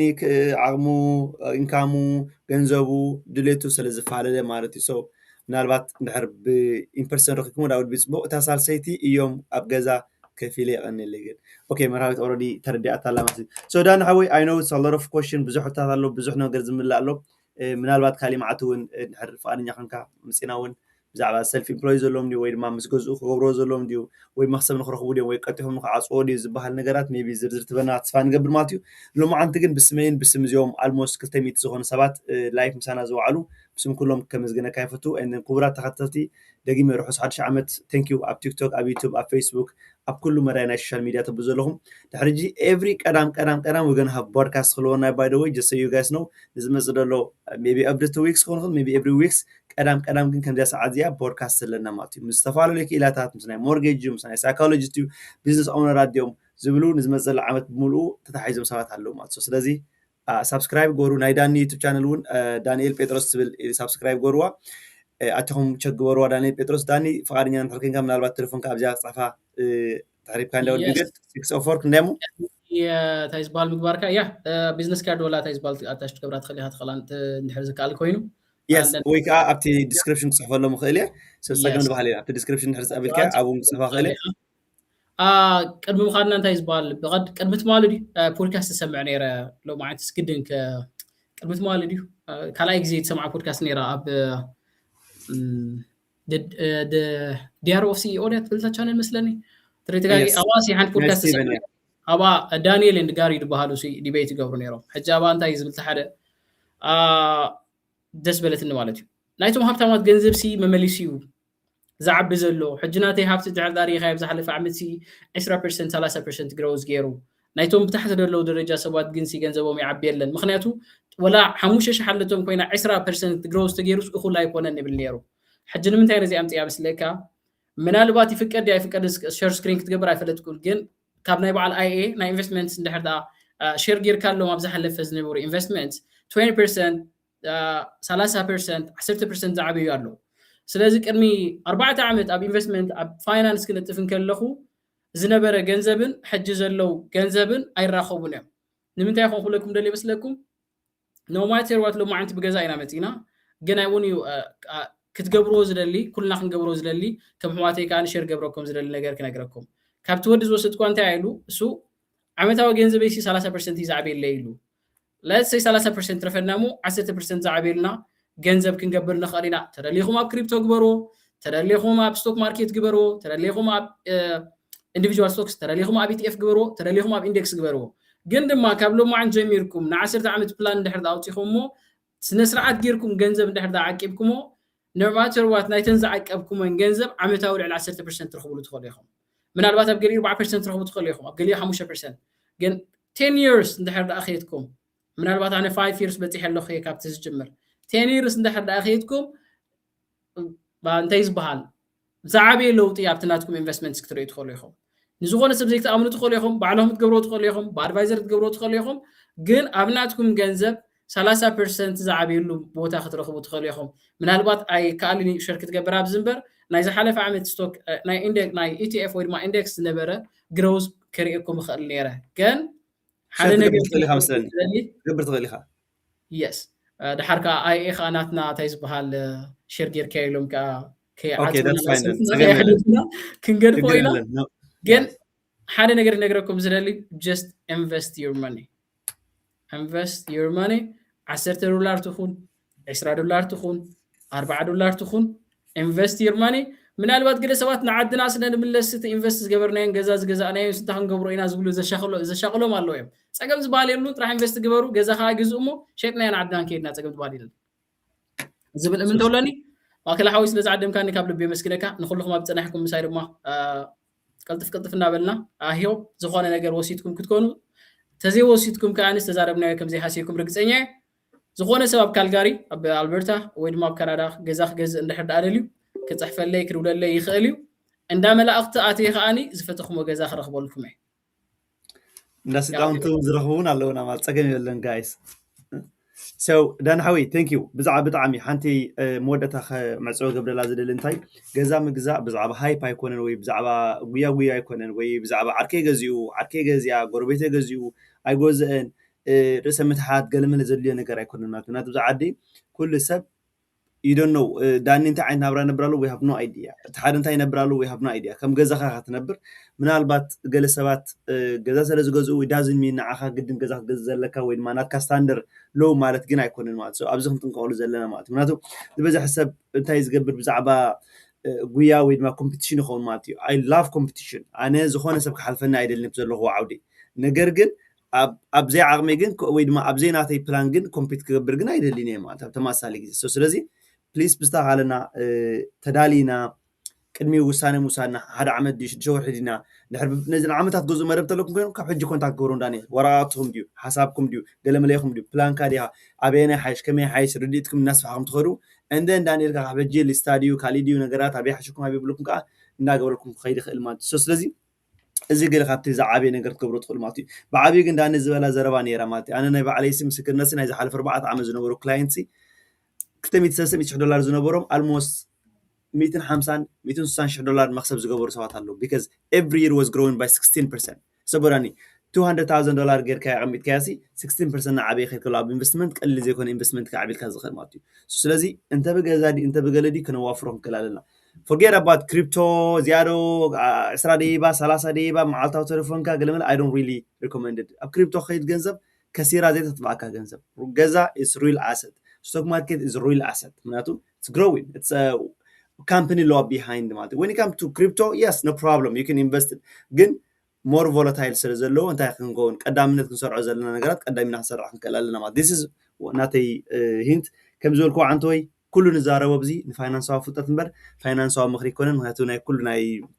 يوردان ناي مرهوي ناي مرهوي ناي ناتنا إل ناي كل هيوت ببين سرزخونه مال سو سرزي do your own research. Speak with a professional. Insurance تدليهم, investment تدليهم, نخالة تدليهم. We can help you مالتيو. دانيال نجزادي نخال نجارات تدليهم قا دانيال كحجزكم خليه. With that being said, دانيال حوي thank you very much. كلهم تخطط تخار روح عدش عمد سلام الروح وانخون لكم منه.